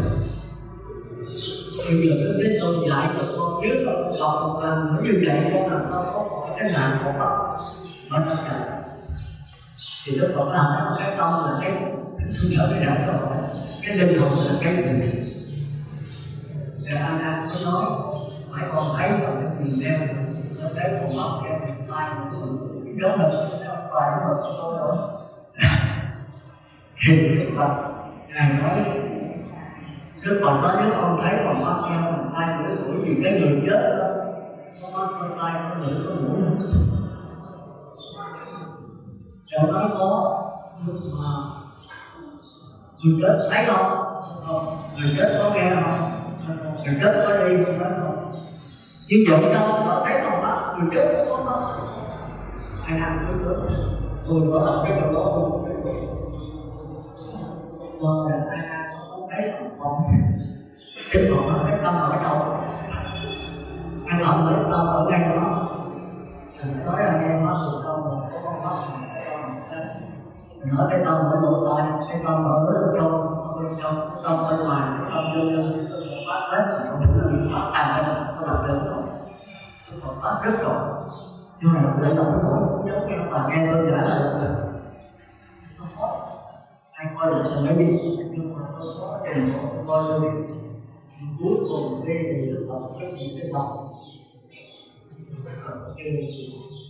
làm không giờ này chỉ con chứ con. Ngài hỏi 7 lần, không chỉ cái tâm 7 lần Ngài bắt đó hết. Bây giờ con không biết cái tâm là cái gì, nó ở đâu con không biết. Con không có tội. Đức Phật mới nói con, nghe ta nghe trả lời nha. Đức Phật mới đưa cái tay cầm cái khăn. Còn ai có cái khăn, có cái khăn trên tay không? Cái lần sau có không? Mà Đức Phật mới bỏ khăn xuống mà có cái khăn trên tay không? Thì trả lời sao? Có không? Đức Phật đã hỏi được. Có thấy cái khăn trên tay không? Thấy không?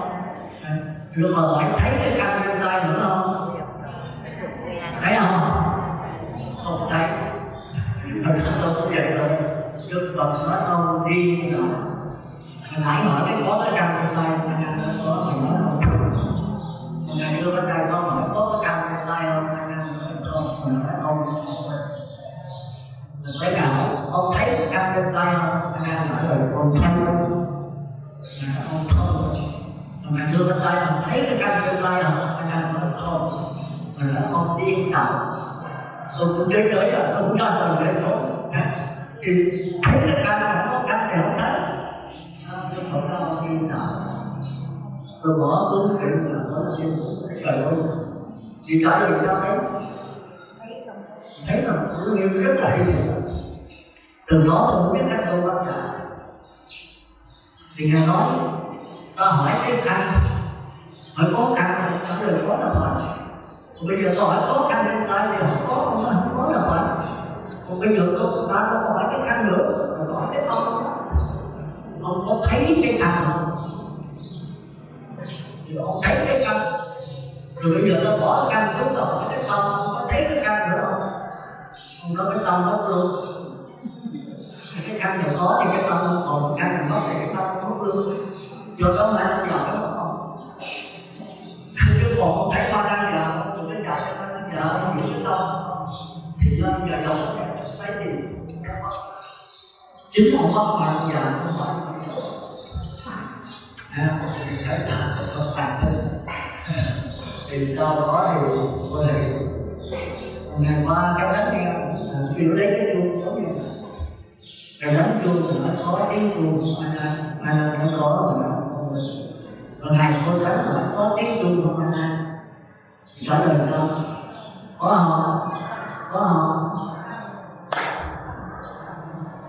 Nói cho bạn như trước là mà coi cái đầu tóc chứ. Bây giờ mình đánh tiếng chuông là có tiếng chuông không? Trả lời không phải chuông kia. Anh trả lời chồng thì tôi cái đầu đấy. Còn bây giờ không đánh chuông có tiếng chuông không? Bây giờ đánh chuông anh mà có nghe không? Bây giờ không đánh nữa có nghe không? Nghe hả? Không đánh nữa là nghe cái gì? Nghe không có tiếng chuông. Nếu Đức Phật hỏi tiếng chuông thì tôi trả lời tiếng chuông.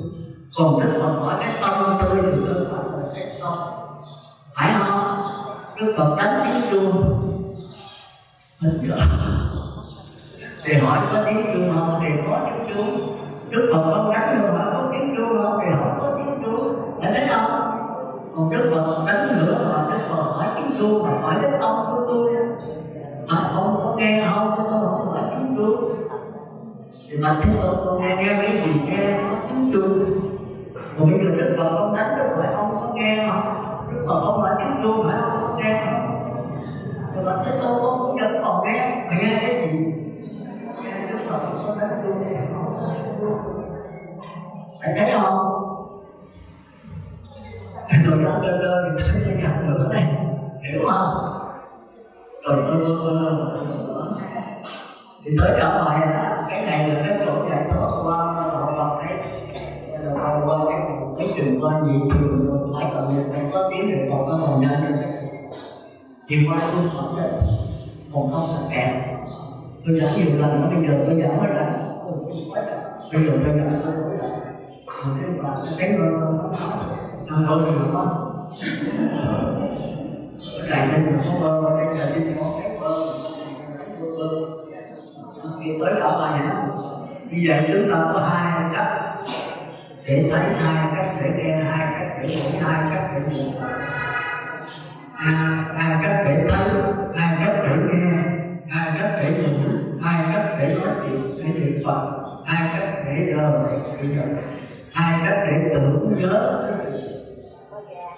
Tưởng nhớ bằng mắt, tưởng nhớ bằng lỗ tai, tưởng nhớ bằng cái miệng thì nó kẹt. Còn nhớ mắt, tay, mũi, lưỡi thì mà tưởng nhớ bằng cái linh hồn. Trường nào nó chẳng có linh hồn. Giờ nhớ thế nào? Thì tới gần nữa là tôi hỏi đó là 1 tiếng rưỡi rồi. Bây giờ có ai hỏi gì không? Nhưng ở đây nữa là có còn cái suy giảng gì không? Con thấy bữa nay suy quá, còn đúng không? Còn đúng không? Tôi đưa cái sự đọc với cái tâm để mà bà tôi nói được Phật bằng cái miệng, con thấy bằng con mắt, con nghe bằng lỗ tai, con ngửi bằng lỗ mũi, con đi bằng cái chân. Thật ra nó đúng rồi. Nó cái ánh sáng của bóng đèn, ánh sáng của điện nó là bóng đèn thì có ánh sáng. Nhưng mà những bóng đèn rất mà cái đường điện còn cái ánh sáng vẫn còn nó ẩn với nó gì tuổi có kẹt cả. Thành nó con chết rồi, con chết luôn dưới linh hồn còn sống được. Chừng nào cái hồn chết thì nó chết được. Nhưng linh hồn chừng nào nó chết không cần phải. Tôi trả là tôi bỏ hết. Thì nói là linh hồn nó chết không? Chết không? Cái bọn đều rồi. Chọn cái cô là tôi còn đi dưới thì thôi. Ai có suy luận thì sao tôi có giảng không?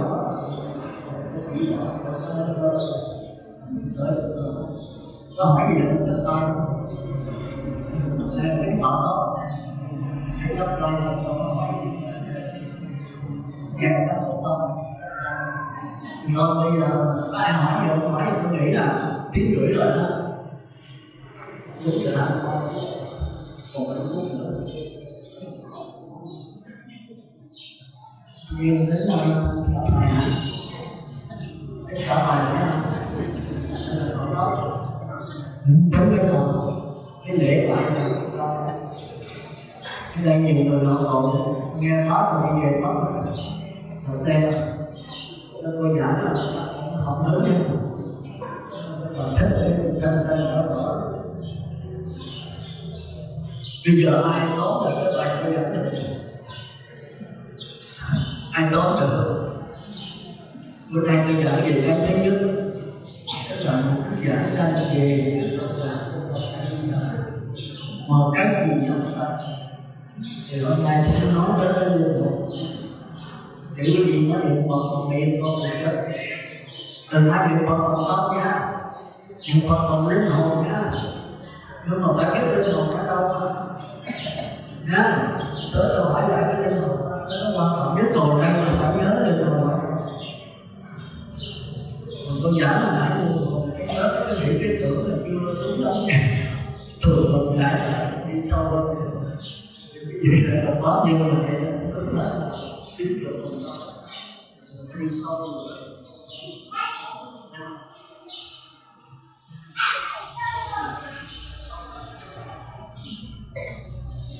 Nhưng mà không đợi kỳ tới cả bài đó. Cái trên điện là kỳ tới cả bài đó. Ai chịu trả bài cứ đăng lên coi.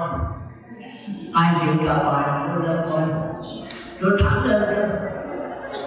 Liên quan đó là vậy là không hiểu phải không?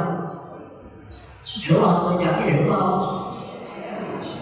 Hiểu mà sao đưa tay có 7-8 người và tất cả mọi đưa hết trơn 90 rồi đưa hết 90 cái tay nó có mừng chút. Không giải bây giờ chuyện mà không hiểu gì là sao? Chịu ôn lại nhá. Để hỏi bạn là ta suy cảm cái lên đầu là sao? Con mắt ở tay mắt tay là mũi là sao? Và cái cảm giác là cái biết mà chưa có phân biệt. Còn cái tư tưởng là cái biết mà có phân biệt. Có phân biệt cái này cái kia, còn cái cảm giác là cảm giác dễ chịu, khó chịu, mình thấy nó con này, mình thấy thích thì đó là cảm giác dễ chịu. Nhưng mà tại sao mình dễ chịu thì cái này phải tư tưởng. Và tư tưởng này phải nhớ là nhờ cái bộ cung cấp là chưa tới cái độ tổng nào mình nói như là không chặt chẽ cái gì mình nói gần biết của linh hồn. Nhưng mà sao học như là tôi đã nói cái nhức đầu không? Trong con người quý vị đó, quý vị không để ý nữa. Quý vị có mắt không? Có tay không? Có mũi không? Có miệng không? Có chân không? Quý vị có coi nó hoạt động sao? Có đầu óc không? Quý vị có để ý nãy rồi phải con mắt nuôi, có chết cái đầu ta biết, không chết cái đầu mũi hư, cái miệng mà có hơi ra là không chết. Mà cái óc thì lấy cái đầu mà còn chết gì? Phải không? Mình đâu phải giữ cái đầu của mình. Mình phải đi xe qua đường mình có đụng nó thì cái não coi nó kêu là tồn bị gì đó thì nó chết gì? Tồn bị rất là khi không lên não thì chết rồi. Hoặc là ta biết là có não con người kêu bằng mũi não. Còn có mắt tôi vẫn còn sống là lỗ tai thôi, còn sống nữa rồi nghe cũng vậy. Mắt tay những cái chuyện đó đi xe để cái chân vẫn còn sống. Nhưng mà mất cái đầu là đi. Đây là trung khu thần kinh, tức là chỗ phát ra cái nhớ, cái nghĩ, cái trụ. Còn cái mắt tay mũi lưỡi chỉ phát ra cảm giác dễ chịu, khó chịu, chứ không có phân biệt. Phân biệt là cái ốc, nhưng mà không phải ốc mà là linh hồn. Vì quý vị phải theo dõi hoài cái gì ra cũng có. Cái điều tôi không có dạy sao cho được. Mỗi người trở về với mình.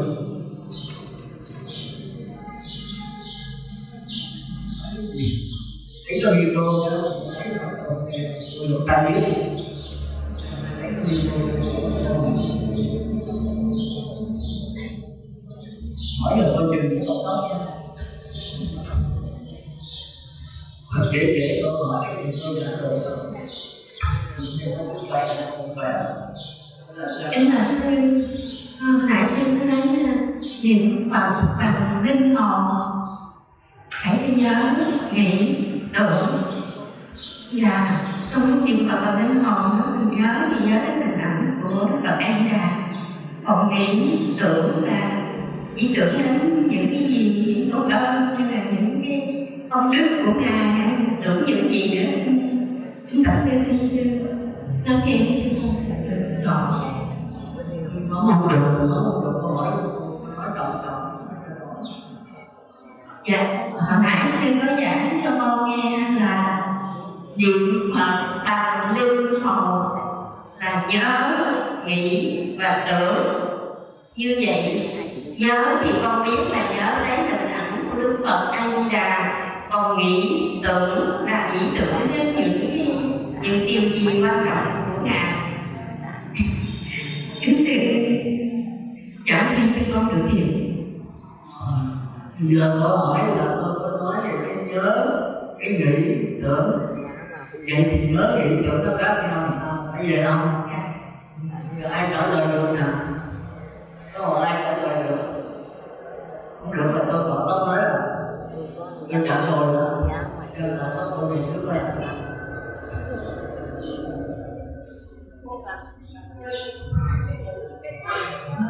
Ai trả lời được nè? Tôi nói cho tôi giảng là phải nhớ, nghĩ là tưởng, nhớ Phật hay là nghĩ Phật hay là tưởng Phật đó. Vô Phật, Bạch sư, theo con biết là cái nghĩ, cái tưởng và cái nghĩ, cái tưởng, cái nhớ là lúc nào cũng là những cái Phật A Di Đà, cái ba đó là cùng một ý nghĩa thôi, chứ không có gì sai biệt hết. Vô Phật. Thật ra cái nhớ, cái nghĩ, cái tưởng cũng là một thôi. Nhưng mà sự trong tôi nhớ là tôi nhớ ai? Tôi nhớ A Di Đà. Tôi nghĩ ai? Tôi nghĩ A Di Đà. Tôi tưởng ai? Tôi tưởng A Di Đà. Thì những nhớ nghĩ tưởng nó là gì nhất niệm, tức là phải có đối tượng. Còn bác ngã là không có đối tượng, phải có điều kiện khác. Thành ra tôi muốn nhớ tới 6 chữ cũng được, tôi nhớ 4 chữ cũng được, tôi nhớ tới hình của Đức Phật cũng được, mà tôi nhớ tới hình ảnh Đức Phật A Di Đà cũng được. Mà tôi lắng nghe cái nhớ nhiều tưởng tôi thì đó là cái vấn đề. Thành ra trong cái niệm Phật có 4 cách. Trì danh niệm Phật là nhớ Phật A Di Đà, nghĩ Phật A Di Đà, tưởng Phật A Di Đà. Quán tụ niệm Phật là theo cái hình tượng Phật A Di Đà ra trước mắt mình thấy có ai thứ tốt 80 vẻ đẹp không à? Mình nhớ có ai thứ tốt 80 vẻ đẹp thì lúc mình còn chết nó hiện ra thì là sao? Còn nếu mình nhớ đi 6 chữ, 4 chữ, 1 chữ thì là nhớ nghĩ tưởng một chữ thôi thì A Di Đà cũng sẽ hiện ra rất nhiều. Còn bây giờ tôi có ra hình tượng mà cái gia đình tưởng đó rồi tôi tưởng tượng ra không cần phải là một chút đâu. Tôi nhớ là phải hiện ra trước mặt tôi nhớ Phật, nghĩ Phật, tưởng Phật là như là cái thể hiện trước mặt tôi. Đây cũng là cái chuyện A Di Đà tiếp hiện. Còn bây giờ tôi niệm Phật lớn tiếng thì tôi biết là niệm Phật lớn tiếng, tôi lắng nghe cái lớn tiếng thì cái tiếng có lớn không? Lớn không? Tiếng có lớn không? Mà bây giờ Pháp hội cùng niệm một lượt thì cả cái tiếng càng lớn nữa. Cái tiếng có lớn không? Lớn không? Còn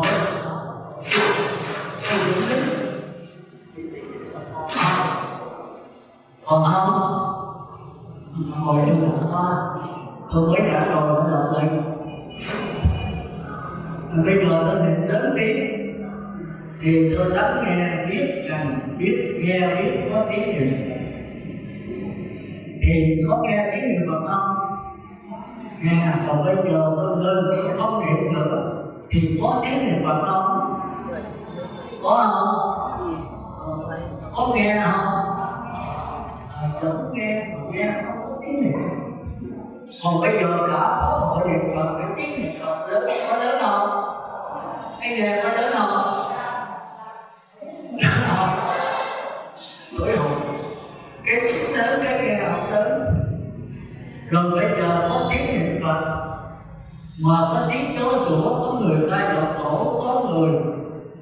Ba tâm nhạc. Như vậy có nhiều tiếng không?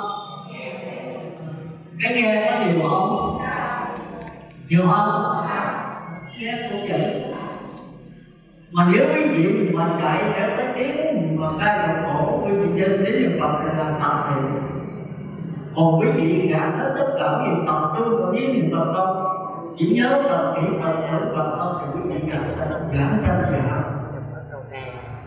Còn nếu quý vị vừa nghe tiếng niệm Phật mà vừa nghe tiếng ca dòng âm nhạc, quý vị thích quá, quý vị quên niệm Phật, quý vị trở lại, quý vị chạy qua quý vị nghe tiếng âm nhạc, quý vị trở lại, thì bốn người ăn đạo không gạt sanh. Hiểu kịp không? Phải tập trung vào đối tượng niệm Phật.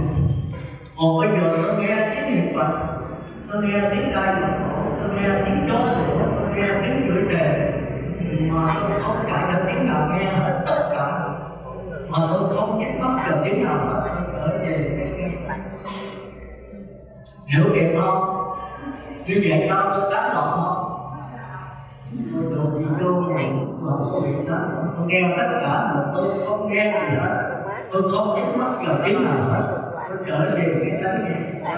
Đây là hạnh tánh di là di tâm tịnh chỗ. Tôi luôn luôn với chung phòng dưới cấp. Chứ tôi làm chẳng sao nữa. Bây giờ có tiếng chó sủa, có tiếng ca dòng khổ, có tiếng chửi thề, có tiếng niệm Phật, có tiếng niệm Phật lớn, niệm Phật nhỏ, tôi nghe hết tất cả. Mà tôi không nghe cái gì hết, nghĩa là không chạy theo cái nào.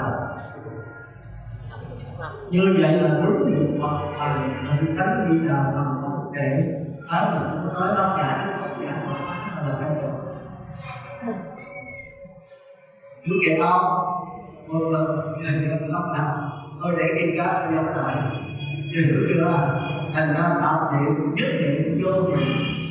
Thì nếu vô niệm là tôi theo cá nhân là vô nhất dẫn ra bất lời. Mà nếu tôi vô niệm cá nghe thì được 1/4 thì tôi bỏ thánh chú vào trung bổng hạ sân. Còn nghe được 2/4 là trung bổng trung. Còn 3/4 là trung bổng thường sân. 4/4 là an lạc. Tức là trung bổng sân. Hoàn tất cái vấn đề tu học chung. Thôi cái này thôi. Nhiều quá bây giờ nghe ai còn hỏi gì nữa không? Bây giờ tôi hỏi câu đó thỏa mãn chưa? Tôi ghi rồi nhé. Bây giờ hiểu là nhớ và nghĩ Phật tưởng Phật không? Nhớ cái 4 chữ cũng được, nhớ 6 chữ cũng được, nhớ cái hình ảnh cũng được, nhớ cái tượng Phật cũng được. Nhưng mà chung vào một cái thôi, không dùng nhớ cái khác. Thì đó là nhất niệm dầu có một Phật, dầu hình ảnh của Phật, dầu đó của Phật. Thì tập trung là một cái đối tượng của Phật. Còn nếu có đối tượng phát chen vô thì như một là bị xuất sanh ngay. Còn nhất niệm chỉ là cảm sanh tại đó và thêm cái phát nguyện không sanh được ở đầu. Còn bây giờ tôi lắng nghe tất cả mà tôi không nhắc mắt vào cái gì đó, tôi trở về cái nghe thôi. Thì tôi chính là phải cần tôi sẽ làm.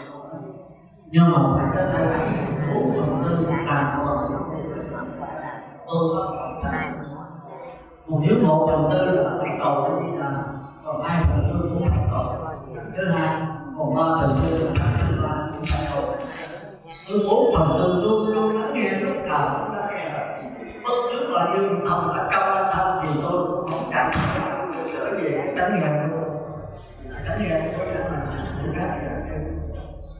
vậy là xong đã không? Mình nghĩ được chưa? Thì không sao được. Còn trước cho có một cái thứ ta cũng như còn giải thoát trước chúng sanh đều chống giảm sanh là hãy dùng tới gặp nhau là bắt đầu trả bài nha. Trả bài cái tháng này chắc là chưa hiểu gì đó nên là nhiều người chắc chúng ta có thể làm nhiều. Có người cố gắng tu tập cho nó kết quả và kiếp tái sanh sẽ theo ý muốn của mình. Con hôm nay được họ đã đến và ban cho chúng con một tháng vô pháp, vừa hết tất cả những hết tích phiền não nó khỏi hồng trần và nhờ lại sự mát mẻ êm dịu của hương vị từ bi. Con vì có pháp Phật đã mới đưa chúng con trở về với bờ an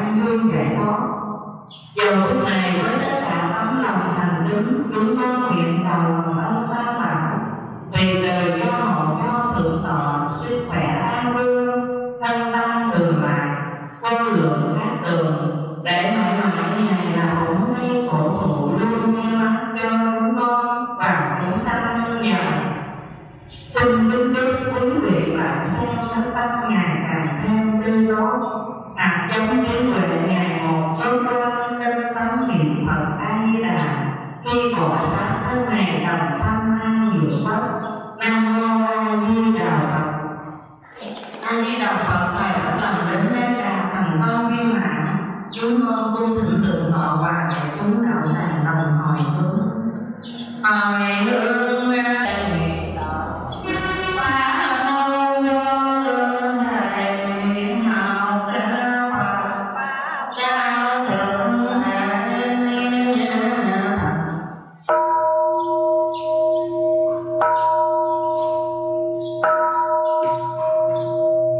Anh dùng học sinh với họ được để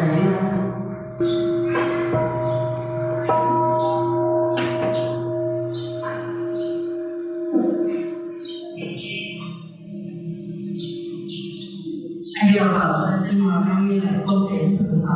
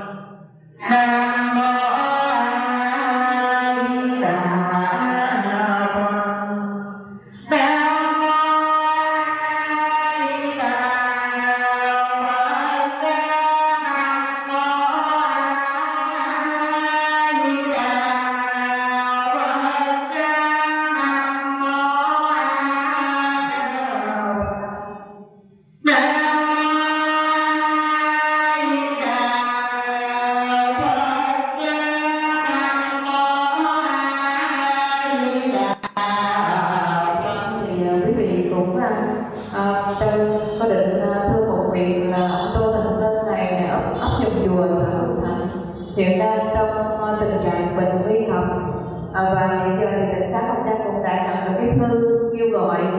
Vừa rồi thì sư thượng tọa đã đọc lên cho chúng ta nghe, và cũng nhờ các đại chúng ở nơi đạo tràng Tỉnh Sáng Hồng Trường đóng góp để người nhiều để tạo cái điều kiện cho ông Tô Thành Sơn có cái điều kiện hoặc là chữa bệnh, hoặc là nếu điều kiện không chữa bệnh được thì ông ta cũng ra các sống qua này để chờ giờ ra đi.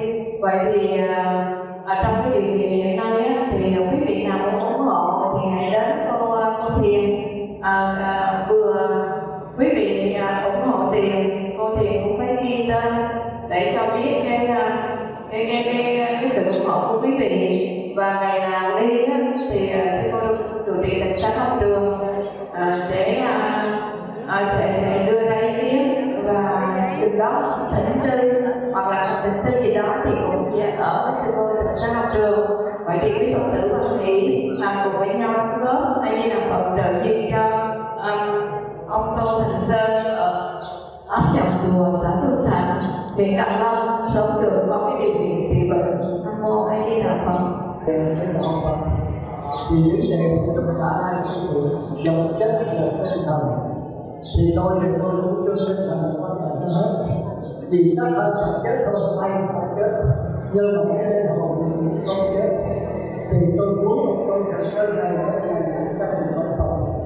Còn cái chết là đối với tôi không quan trọng, như tôi nói là sống chết vấn đề không quan trọng, nhưng mà làm sao cho mình sanh. Vậy thì cái gì bữa đó bắt tâm đến đây đi một ngày luôn. Tôi đi ai thì và hai cái mạng cho mình có đồng ý hay không, nếu đồng ý tôi đi tôi không đi. Tôi đi hai thì đồng ý con mình chết cho ông gì phải không, rồi hai thì xong ba thì bắt đầu ai cũng đồng ý thì tôi đi, còn không đồng ý thì đi ra ở cùng sách thôi. Tôi thì tôi chỉ đưa gì tinh thần của tôi, còn chắc đó là phần của anh đi đầu theo cái lời của sư trụ trì Tỉnh Sáng Hồng Vân vừa dạy thì ngày mai mấy giờ thì Còn có chuyện phải không? Thỉnh sư coi mấy giờ sư có thể đi được để chúng con thông báo cho Phật tử. Sau đó thì có thể tạo điều kiện để thỉnh sư ghé qua nhà Phật tử của bệnh nhân đó để mà sư hướng dẫn về vấn đề tinh thần để bác sanh được làm. Vậy thì sư cho đại chúng ở đây biết là sư có thể mấy giờ sư đi được để cho tụi con biết mà sư.